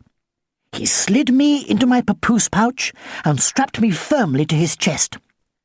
I was facing outwards and downwards, so I would get a real bird's-eye view of our flight. You're going to love this, little buddy, Charlie said, excitedly. Personally, I wasn't too sure. I won't pretend I wasn't scared. Flying in a pod is one thing. Flying in a papoose pouch strapped to Charlie's chest is something else. Tipperary kissed us goodbye. Hector licked us goodbye, and the hens wished us luck. I think Bess could tell that I was scared. Flying's easy, she said, encouragingly. There's nothing to it. You'll love it, Moses. Aunt Doris patted my cheek. She didn't say anything. You could tell she felt too choked. Charlie stood on deck, rocking slightly on his toes. He took a deep breath. So did I. Then the batwing unfurled above our heads, and the wind lifted us off the deck and swept us out across the wild green sea. Charlie found a thermal, that's a rising current of warm air, within seconds, and it carried us up and away, wheeling like an albatross. Softy and Tipperary and Aunt Doris and Hector and Bess and the hens dwindled to dots, and finally to nothing. The sea looked smooth and flat and solid, like a snooker table. The islands, those strange islands that weren't on Tipperary's map, looked like fly specks. When we were hanging high above them, Charlie slid us off the thermal, and we began to swoop down the wind, circling towards the island Bess said was the one. It was like being a bird. I felt wild and free and frightened. I loved it. I wanted it to last forever. The island was small and round and heathery, with a mountain in the middle and a rim of rocks running out into the sea. We could see Stoatwarden's submarine at the end of a little pier. Beside it, in the shallow water, we could see a tangled mass of netting. Poor Elvis was coiled round and round inside it, hopelessly muddled up and still deep asleep. Silas Stoatwarden was leaning over the side of the pier, poking him with a stick. Charlie took us in behind the mountain so that Stoatface wouldn't see us, and we landed halfway up with a bump. He folded up his wing and put it in his backpack. Then he sat down on a rock and fished the sandwiches and rusks out of the papoose pouch. His peanut butter and banana sandwiches were a bit squishy because I'd been sitting on them, but my rusks were fine. Flying makes you hungry. I ate all my rusks and a pot of stewed apple, and I tried a corner of Charlie's sandwich too. When I felt nice and full, I sat on Charlie's lap and concentrated hard. I was trying to make telepathic contact with Elvis, but it was absolutely hopeless. For a start, we didn't know each other well enough. Even if we had, all I would have heard from inside his brain would have been zzzz. "Never mind," Charlie said. "We'll just have to wait until old Stoatface goes to sleep. It'll be dark in a few hours, and he's bound to drop off then. I may as well change your nappy while we're waiting, and then we'll have a game of cards." Charlie loves cards, so do I. We use buttons for money, usually, but this time we used pebbles. Small ones were worth 10 pence. Middle-sized ones were worth 50 pence. Great big heavy ones were worth £1. By the time it was getting dark, I must have owed Charlie about £5,000. I explained to him that I only get 50 pence a week pocket money, so it would take me 10,000 weeks to pay him back. And that was if I didn't buy anything for myself at all. 10,000 weeks is quite a long time not to buy yourself anything. I think it's 192 years. Charlie said not to worry, he was a patient man. Meanwhile, Stoatface was putting up his tent. He made a real botch of it. It took him ages. Once it was more or less up, he lit a little camping gas stove, opened a couple of tins, and tipped them into a saucepan. When his supper was warm, he spooned it straight from the pan. Then, without even doing the washing up, he crawled inside his tent. His torch glowed softly for a while before the tent went dark. Chapter 9. Swimming South. Charlie tucked me back into my papoose pouch, and we set off down the mountain. Pretty soon we could hear Silas Stoatwarden snoring. So far, so good. When we got down close to the shore, we could hear Elvis snoring too. We tiptoed past the tent and out onto the pier. At least Charlie tiptoed. I was nestled down inside the pouch. Charlie crept stealthily along the pier. His trainers didn't make a sound. At the end, he sat down with his legs dangling over the edge and lowered me carefully into the inky dark water. It was cold, half in and half out of the sea, but it was not as cold as it would have been if my pouch had leaked. I'd asked Aunt Doris to wrap it in rubber, because I was pretty sure that at some point I was going to have to get into the water. It's lucky that Aunt Doris is so good at sewing. Elvis's big, sleepy, leopard-skin face looked peaceful. Now and then his eyes twitched slightly as he dreamed of love and romance. He shifted his coils slowly, trying in his sleep to find a comfortable way to lie, tangled up as he was in the net. I couldn't help feeling sorry for him, and a bit guilty too, when his huge mouth curled into a happy smile. I guessed he was dreaming of his journey to Epsilon Indi, and of the meeting that would make his dreams come true. "Excuse me," I whispered. In eel, of course. "I'm sorry to disturb you, Elvis, but could you wake up?" Nothing happened. "Epsilon Indi," I whispered. He stirred and opened one eye. Go away, he murmured. I want sleep. No, you don't, I whispered. You want to wake up. You've been shot full of sleeping pills and you're a prisoner. If you want to get away, you'd better wake up. Elvis snored. I don't want to rush you, little buddy, Charlie said from up above my head. But Stoat Features has just switched his torch on. Epsilon Indy, I whispered. Dream lover. Elvis's coils rippled gently. A flicker of blue light ran up and down his spine.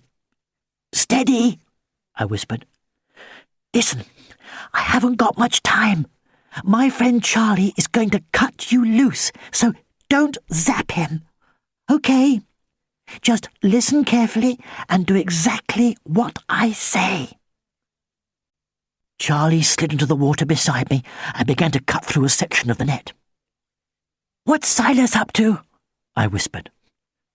Judging by his shadow on the tent, Charlie whispered back, he's searching for his socks. Now he's found them. Now he's looking for his boots. Got one? Can't find the other. No, got it. I'd say we've got about a minute while he does them up, Moses. Get cutting, Charlie, I whispered. Then I turned to Elvis. As soon as Charlie's cut a big enough hole in the net, I said, you must swim south. Head back towards Ireland. Wait for us off the Giant's Causeway. You'll recognise it by the weird rocks if you put your head out of the water and look. But don't let anyone see you. We'll meet you there and take you to a safe place. What about the giant? Elvis asked nervously. He won't be there, I said. Just do it. Go! Half a kilometre of leopard skin-coloured electric eel shot out to sea in a straight line, fizzing and sparking with excitement as he tasted freedom. Just as Silas Stoatwarden came stumping along the pier above our heads, his torch flickered down onto the water. You again, he snarled. What have you done with my eel? That eel was my private property. Charlie slid into the water beside me. Silas drew a pistol from his pocket and pointed it at me and Charlie. You with the air, he said to Charlie. Get out of the water and bring the little nosy Parko with you. Shut your eyes, little buddy, Charlie whispered into my ear. And hold your nose. We're gonna dive. The night was dark, which was lucky because it meant that Silas couldn't see where to shoot. But I didn't think we'd last long, even so. The water was so cold, and I didn't see how Charlie could tell which direction to swim in. Maybe he couldn't, but when we came up from our dive, he took off fast, doing a powerful backstroke so as to keep my face out of the water. We soon left Stoatwarden behind, though we could hear him shouting. We were both close to freezing, and Charlie was pretty well exhausted when the water fizzed and bubbled round us, and something enormously strong, something like a giant, squidgy tree trunk, rose up underneath us and simply lifted us out of the water. Where to? Asked Elvis. Can you find Softy? I asked him. Easy. He told me. I can follow the vibrations of her motor. That was the most extraordinary ride. Elvis swam almost on the surface of the water, his long body sweeping steadily from side to side. Charlie rode him like a bucking bronco, gripping the slithery black and golden skin with his knees and keeping both his arms wrapped tightly around me. Silas was soon left far behind. The eel's long body cut through the water with a swish, swish sound, throwing up sparkling curtains of water that glittered when the moon came out. Sometimes he seemed to leap clear of the sea and skim the surface like a fish. It was terrifying and exciting all at the same time, better even than flying, and I wanted it never to stop. A big old basking shark swam alongside us for a little way, then harumphed like an elephant and dived. We found ourselves passing through a flotilla of jelly creatures like umbrellas with trailing tentacles. Charlie said they were Portuguese men of war. They seemed to be arguing about something, but Portuguese is one of the very few languages I don't speak, so I couldn't tell what it was about.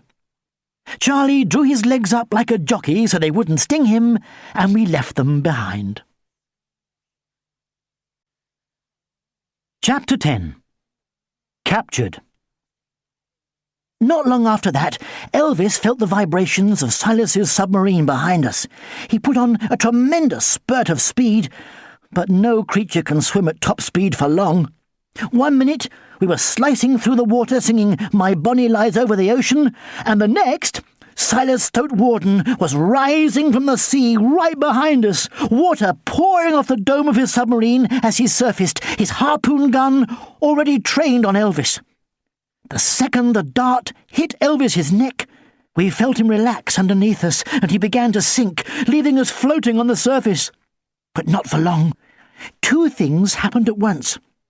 A net shot out of the back of the submarine and wrapped itself round Elvis, and a pair of pincers, like giant lobster claws, poked out at the front and grabbed me. The dome opened, and I was drawn inside the submarine, while Charlie was left bobbing up and down in his life jacket. The last I saw of him was a brown hand waving. "Got you both," smiled Silas with an ugly leer. He bent to pat a mean-looking dog that was dribbling on his shoes. It's not often you see a nasty-looking dog, is it? Sometimes you see one who's been badly treated, and he'll look sad or angry, but mostly they're cheerful souls. This dog was not a cheerful soul. He was not the friendly sort, and he was not the sort who's been badly treated. He was the just plain nasty sort. He was big, a good bit bigger than an Alsatian. His fur was dirty, and there wasn't much of it. His tail was long and straggly, and he had more than his fair share of teeth and claws. But the strangest thing about him was his eyes. They were red. Definitely red. When he saw me, he padded over and stuck his nose right in my face. His breath smelled worse than old socks. Silas smiled his nastiest smile. "Well, my little friend," he said, "now for a long and interesting talk." The dog smirked and gargled in a menacing kind of way. "Leave him, Vulper," Silas snapped. "He's not your dinner. Yet." I felt glad about that. I would hate to be Vulper's dinner. I was terribly worried about Charlie up on the surface of the wild, cold sea, but there wasn't time to worry for long. "Let's get down to business, Baldy," Silas said, propping me up and pouring himself a drink. He didn't offer me one. "I haven't got any business with you, Silas Stoatwarden," I replied. "And if you don't want a whole lot of trouble, you better let me and Elvis go. The Coast Guards are looking for me, and so are my friends, and if they find you've taken me prisoner, there'll be trouble." "They won't," Silas replied. "And anyway, you started it. You stole my eel." "He's not your eel." "I suppose he's your eel, is he?" "Of course not. He doesn't belong to anyone. He's just here on a visit." "Like my friend Vulper," Silas agreed. I looked across at Vulper. Somehow, he didn't seem like an ordinary dog. "Here on a visit," Silas had said. So, that was it. Vulper wasn't an ordinary dog. Vulper was an alien like me. He was a Vulpeculan from the constellation of the Fox. You can find Valpecula on any star chart not far from Altair, but not many travellers choose to go there. It's got a bad reputation." "Yes," said Silas, although I hadn't spoken. "that's right. He's from out there too, like you and the eel. And all three of you are going to help me with a little plan I have. You're not the only one who likes space travel, Baldy. It must be obvious to anyone but a fool that the first man to get a good-sized gun set up in space will have enormous power.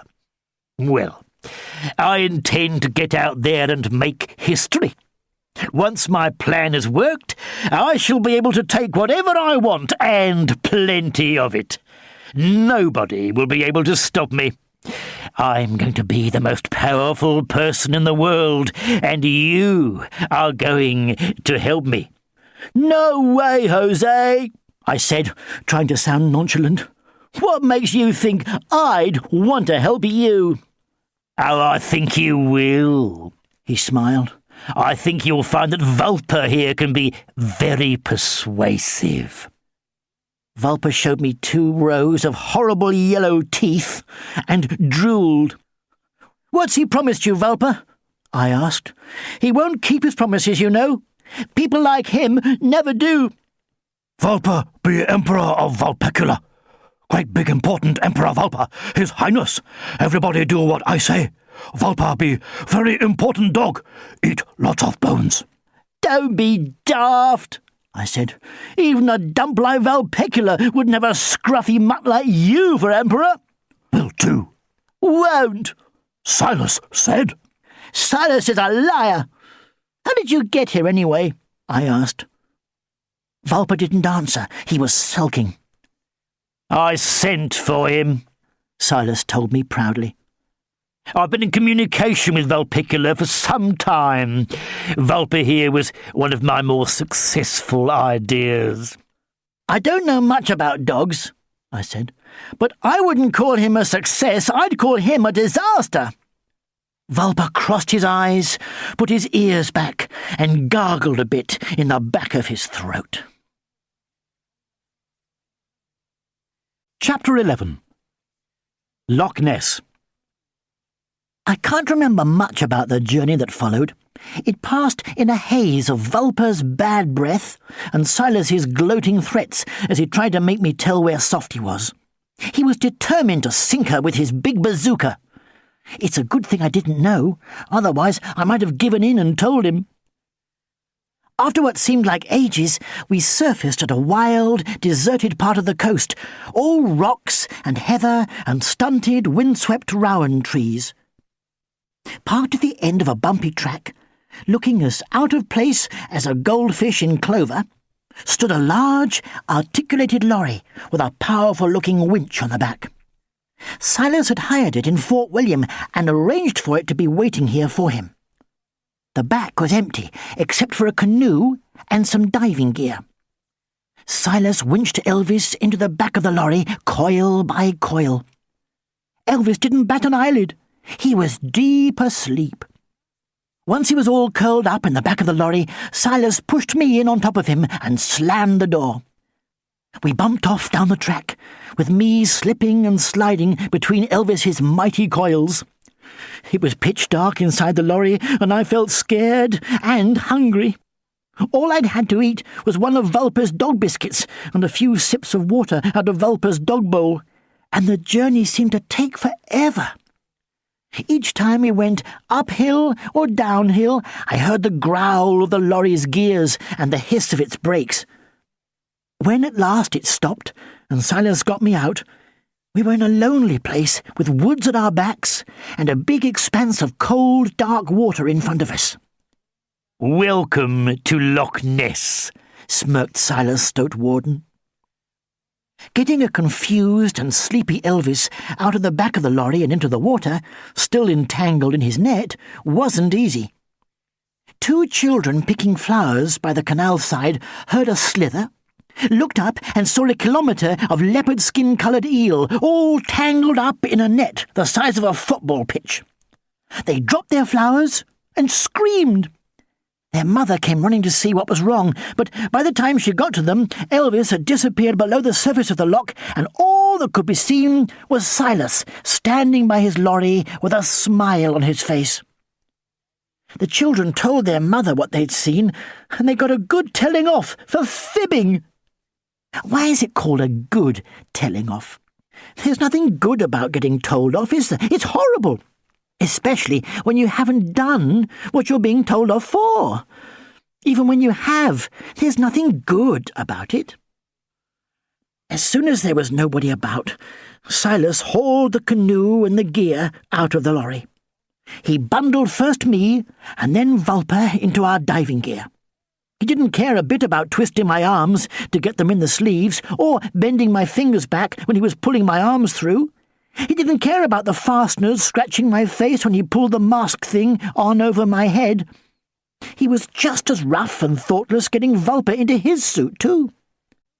Vulper had a suit with weights on the paws and a mask, just like a person's diving suit, but with 4 legs instead of 2 and a tail.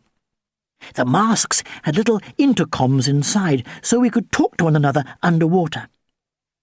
When we were all trussed up in our diving gear, Silas told Vulper to get into the canoe. Vulper didn't want to, but he could tell he'd got no choice. I didn't want to get in either, but Silas dumped me in on top of Vulper. He launched the canoe onto the water, hopped in himself, and paddled us out towards the middle of the loch. That's what a lake is called in Scotland. Presently, we came up alongside a floating orange buoy. Silas moored the canoe to the buoy and strapped me onto Vulper's back. We dived. It was murky and gloomy underwater, and I couldn't help being afraid. I was still very hungry, and inside my rubber diving suit I had what felt like a truly awful nappy. It was itching dreadfully, but once we got down to the bottom among the waving green weeds and the sleepy ground floor fishes, something came in view that made my itches and fears vanish. A silver rocket, about the height of 3 houses, one on top of the other, stood on the bottom of Loch Ness. It was the most beautiful piece of engineering I had ever seen. "That's my baby," smirked Silas. "Not bad, eh?" "You built that?" I asked. "You did?" I couldn't quite believe that someone as horrible as Silas could have built something as beautiful as the rocket, or that something that was meant to do nothing but harm could look so good. But Silas nodded. "That's right," he said. "The gun's in the nose. It's powerful enough to blast whole cities in one glorious go. I can wipe out Wales, scorch Scotland, and fry the rest of this pathetic island any time I want to. I can melt the ice caps and put half the coastlines of the world underwater. I can turn forests into deserts. I can do what I want, when I want. From now on, everybody can do what I want, when I want. Or fry." "You're mad," I said, "and I'm not going to help you." I sounded quite brave, but in my heart I doubted that I could stand up to Vulper if he was told to persuade me. Meanwhile, Silas had allowed Elvis to sink down to the bottom of the loch, still tangled up in his net, but beginning to wake up. "Got to get this big fish loaded fast," Silas told Vulper. "Once he wakes up, we'll never get him aboard." "You're sending Elvis into space?" I asked. "Aboard your rocket?" "He's our fuel, Baldy," Silas replied. "We're going to bung him in the fuel tank. Once he gets angry enough, he'll spark up big time. Mine is going to be the first electric eel-powered rocket in space. Neat idea, eh?" Silas began to pour Elvis into the fuel tank. It was rather like watching someone get into a tight pair of jeans. He shifted a little here and a little there. He wriggled a bit, and then he settled. His big face looked out from a round porthole, and he smiled. He had no idea what was going on. Silas kicked back up to the surface, leaving me strapped to Vulper's bony back at the bottom of the lock. I decided to ignore Vulper. It was time to tell Elvis the truth.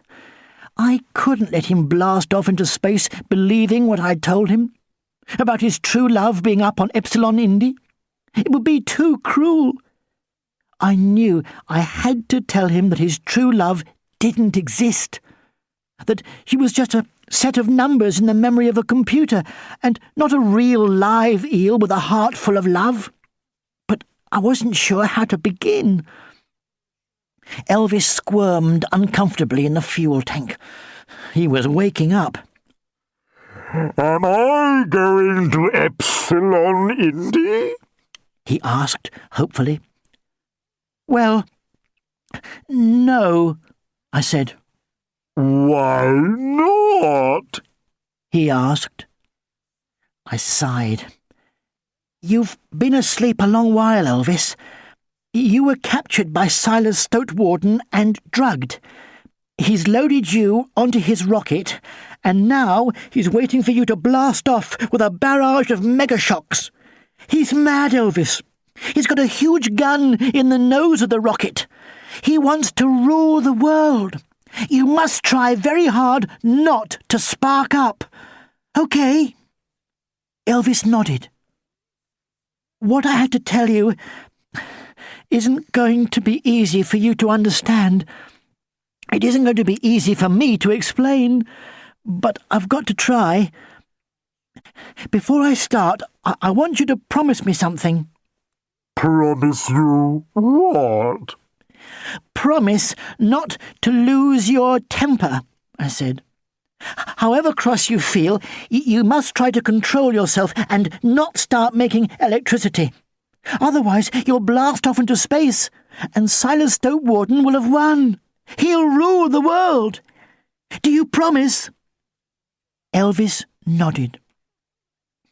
The thing is, Elvis, I began, sometimes when you want something very, very badly and you find you can't have it, you feel angry and upset and miserable, don't you? Elvis closed his eyes, shook his large head, and blinked. Moses, he said quietly. if you've got something to tell me, just tell me. I don't want your philosophy. I don't want your psychology. So put a sock in it, okay? Okay, I said. I gulped. The sound you heard and fell in love with wasn't made by an eel. It was just a sound effect on a computer game. There's nobody on Epsilon Indi. I lied to you. I'm sorry. I was expecting fireworks. I was expecting him to fizz and thrash and spark up a storm, but what really happened was far worse. Elvis looked at me through his small, round porthole for a few seconds. 2 silver tears welled from his eyes and rolled down his velvet cheeks. A rippling shudder travelled down his body, and a deep and painful throb of misery burst from him. It burst silently, because that's how eels cry. But it shook him from his nose down to his tail. Then he turned his great head away from me. I could tell that he was saying goodbye to the first, best dream of his life. Do you want to talk? I asked after a while. He shook his head, and we stayed there together, but in silence for a long while. From somewhere far above the cold water of Loch Ness came the wild skirl of a solitary piper. Elvis, I said eventually, We've got to get you out of here. Otherwise, Silas will blast you into space, and it'll be horrible for you, and he'll be the ruler of the world, which will be horrible for everyone." "How can I get out?" he asked. "I don't know, but there must be a way." Vulper growled. He'd been listening all this time in a bored kind of way. "You try," he said. "and see what happens." I felt totally stuck. Suddenly, Elvis turned his face back to the porthole. He looked excited, hopeful even. "Big fish coming," he said quietly. "I can feel her." "So is Silas," I whispered. "I can see him above us. He'll be here any second." Elvis ignored me. He could sense something that I could not, and he was getting dangerously excited. Those parts of him that were normally silvery white were flushing rosy red. His golden bits were turning purple, and his black bits shone like coal. Sheet lightning swept up and down his body, and little golden sparks fizzed out of his mouth like sparklers on bonfire night. All of a sudden, he made a noise like 100 firecrackers going off. Flashes of white light shot out through the portholes, lighting up the bottom of the lock with nightmare brilliance. Elvis's round black eye appeared in the middle of the porthole.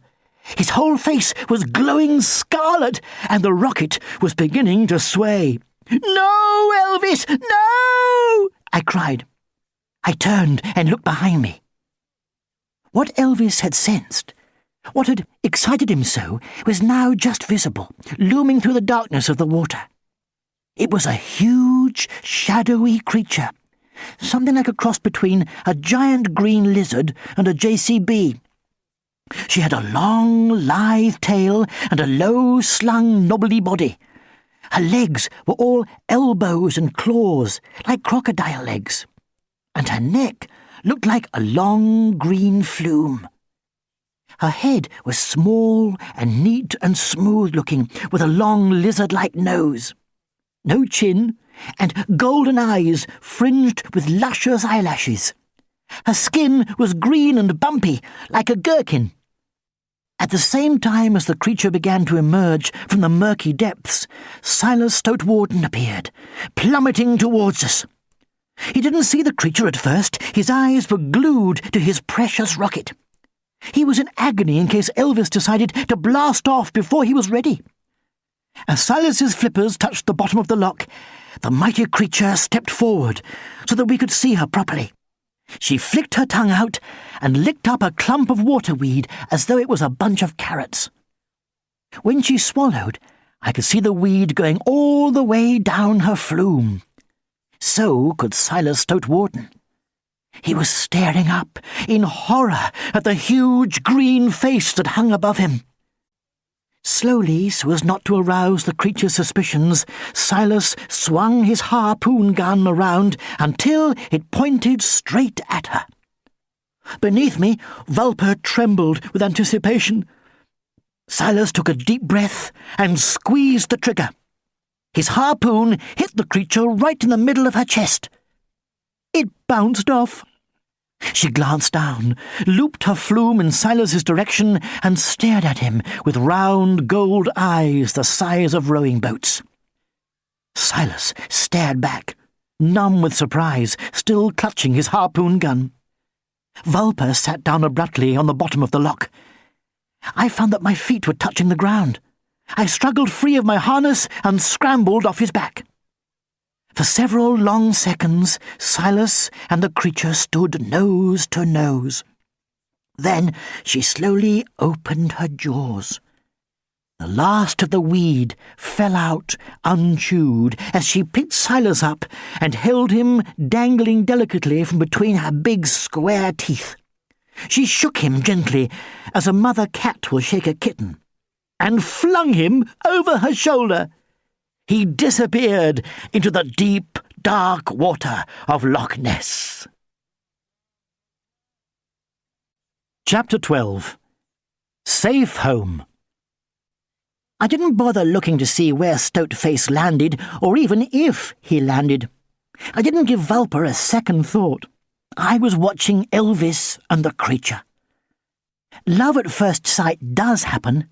I know it does, because I watched it happen there, on the bottom of Loch Ness. Elvis gazed at Nessie from his small round porthole, and she gazed back at him. Her golden eyes were overflowing with love. Gently, delicately, she leaned towards the rocket. Most carefully, so as not to injure Elvis, she bit right through the porthole. Next, she nibbled a hole in the fuel tank large enough for Elvis to glide out into the loch. Then the two of them began to circle one another in the water. It was a strange dance of courtship, with Elvis firing off little bursts of sparks and lightning, while Nessie plodded slowly round in her own circle, undulating her long green neck. Every time their circles met, they smiled at one another, shyly. I began to feel that I was in the way. I looked round to see where Vulper was, but he was long gone.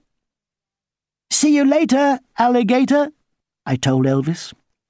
In a while, crocodile. He chuckled. I kicked off and headed for the surface, feeling happy and guilt-free. No more broken hearts for Elvis. He had found his true love after all. And no more ruler of the world for Silas Stoatwarden. When I got up to the top, I saw something that made me even happier. Softy was parked on the heather right beside the loch. Tipperary had converted her back to a bus. I began to wave and holler, kicking out as best I could with my little diver's flippers. Hector heard me first. He took a flying leap into the loch and landed practically on top of me.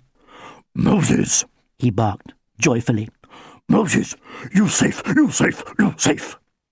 Tipperary simply flew into the water, not even stopping to roll up her jeans. She scooped me up and held me close. "Holy moly," she wept, but she was laughing at the same time. "We thought Silas Stoatwarden had got you and done something awful to you. We thought you'd gone for good, Moses. We were so frightened for you." "There, my girl," said Aunt Doris, who by now was standing on the shore watching. "No need to smother the poor lad. Let's get him out of that nasty rubber suit and into a hot bath." "But how did you find me, Tipperary?" I asked. "How did you know I'd be here?" "We didn't, Pet, not for sure. But it's all thanks to Bess we found you. She picked up the scent of the submarine. She said it smelled fishy." "That would be Vulper," I said. Inside Softy, Aunt Doris was filling a large basin with warm water for my bath. Bess flew down from the top of the medicine cupboard and took up the story. "I could smell that cheesy smell all the way here," she said. Strong pong, Hector barked happily. "We followed it," Bess continued. "and pretty soon we picked up Charlie floating in the water. He told us Silas had got you, and we just kept following. It wasn't hard. By then, I was picking up whiffs of your nappy, Moses. We found the place where Silas landed and where he stuffed you and Elvis into the back of the lorry. We were dreadfully worried then. We thought you might suffocate."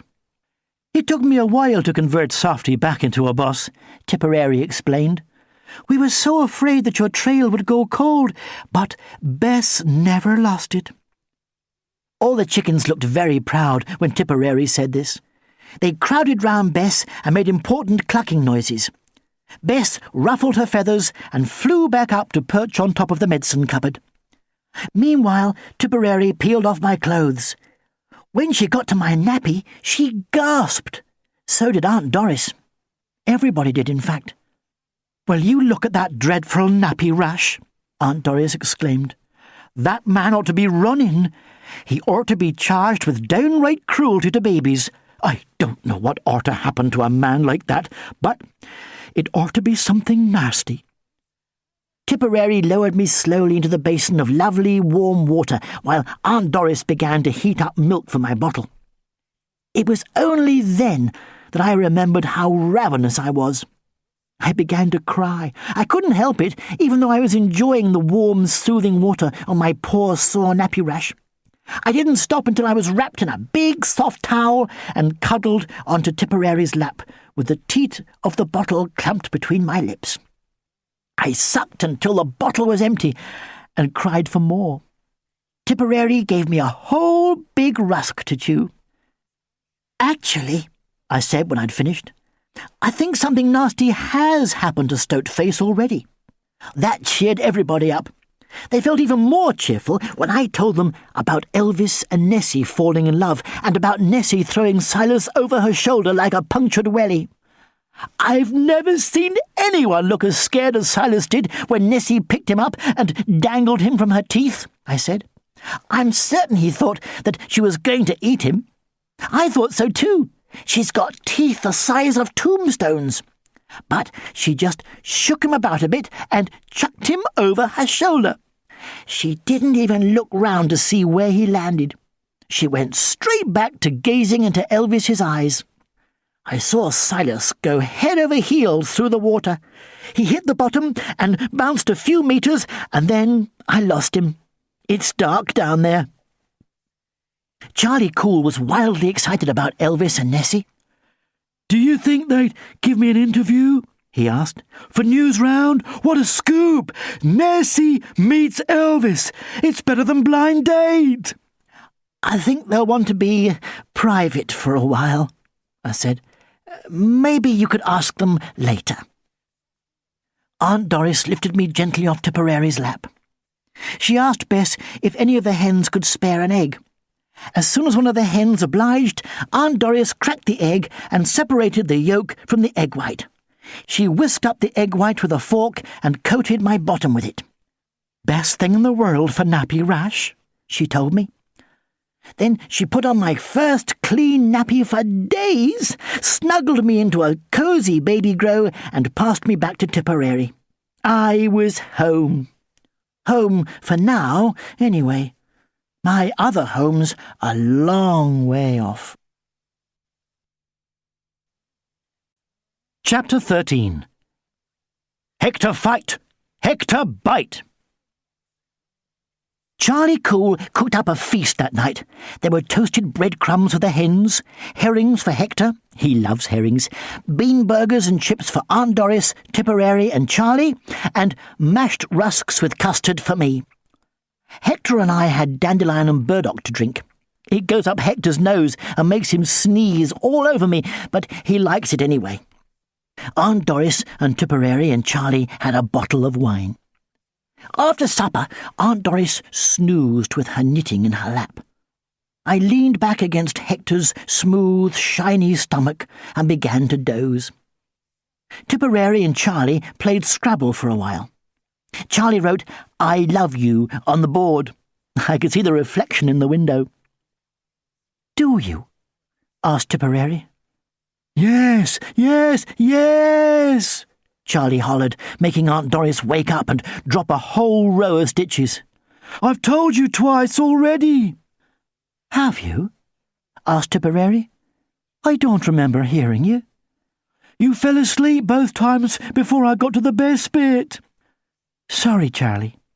It's okay. It's okay as long as you love me too. I do, said Tipperary. I really, truly do. After that, everything went quiet. Sometime around midnight, I was woken by a blood-curdling howl.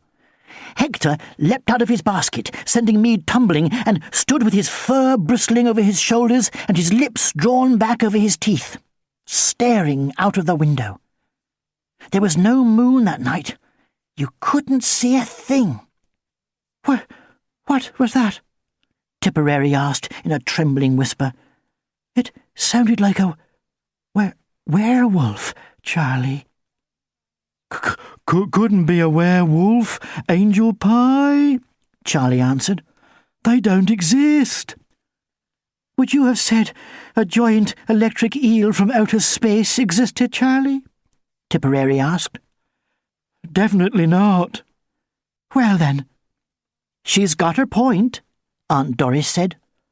There are more things in heaven and earth, Charlie, than are dreamt of in your philosophy. How do you mean, Aunt Doris? Charlie asked. Never mind that, Tipperary whispered.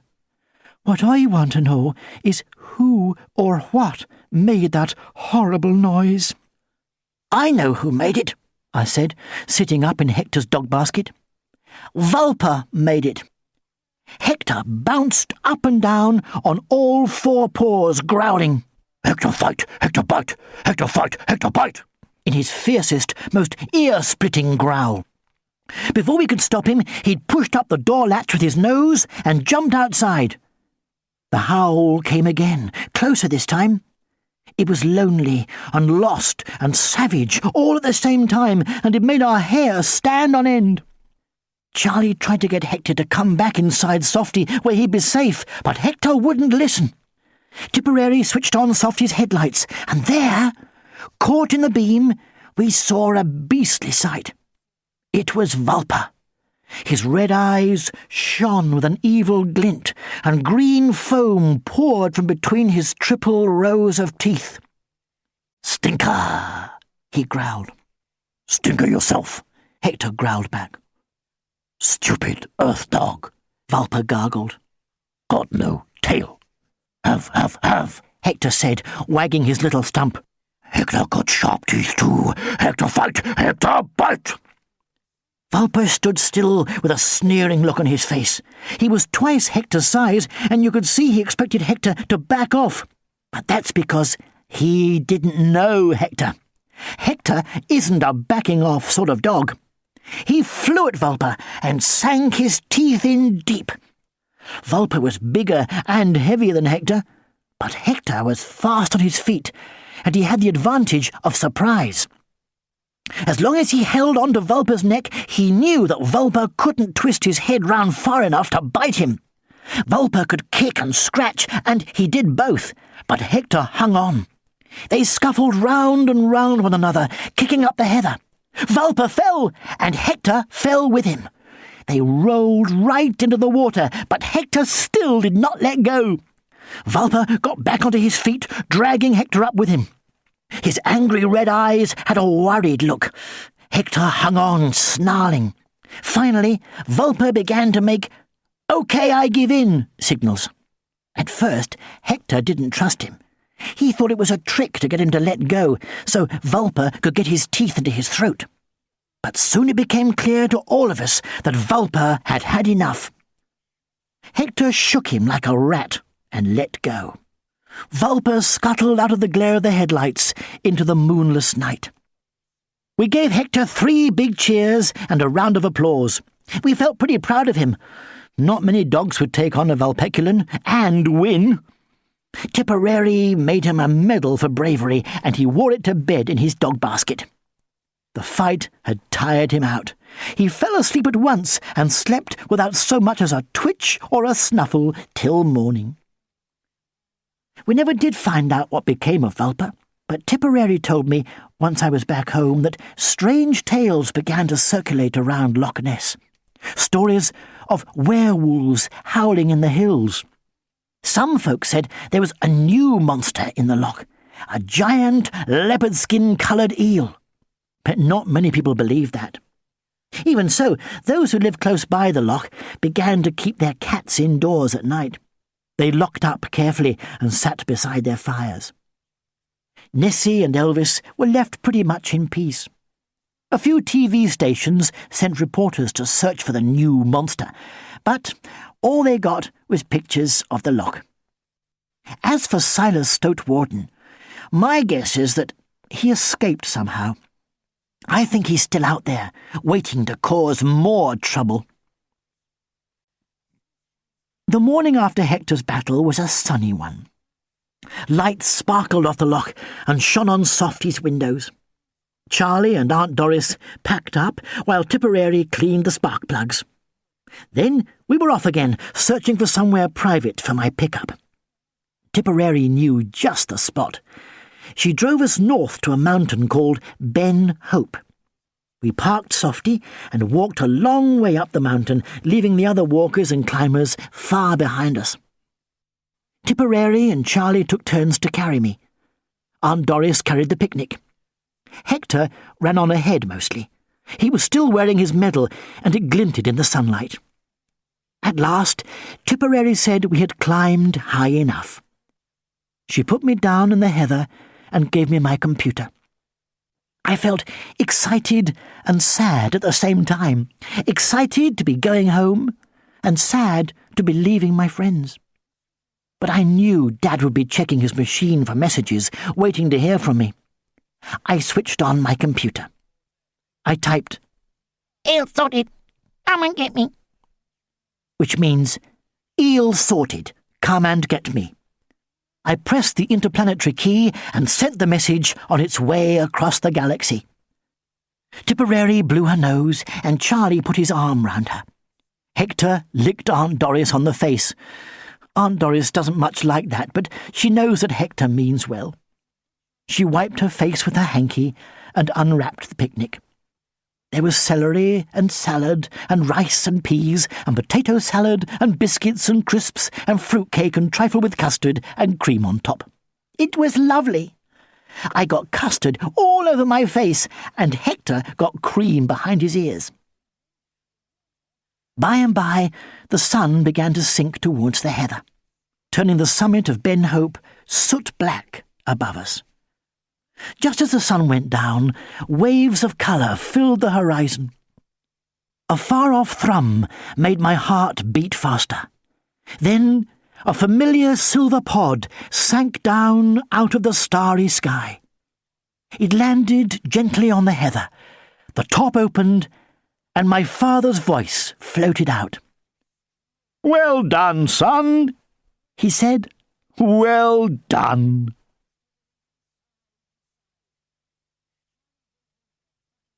That was Spacebaby and the Megavolt Monster by Henrietta Branford, read by Nigel Lambert.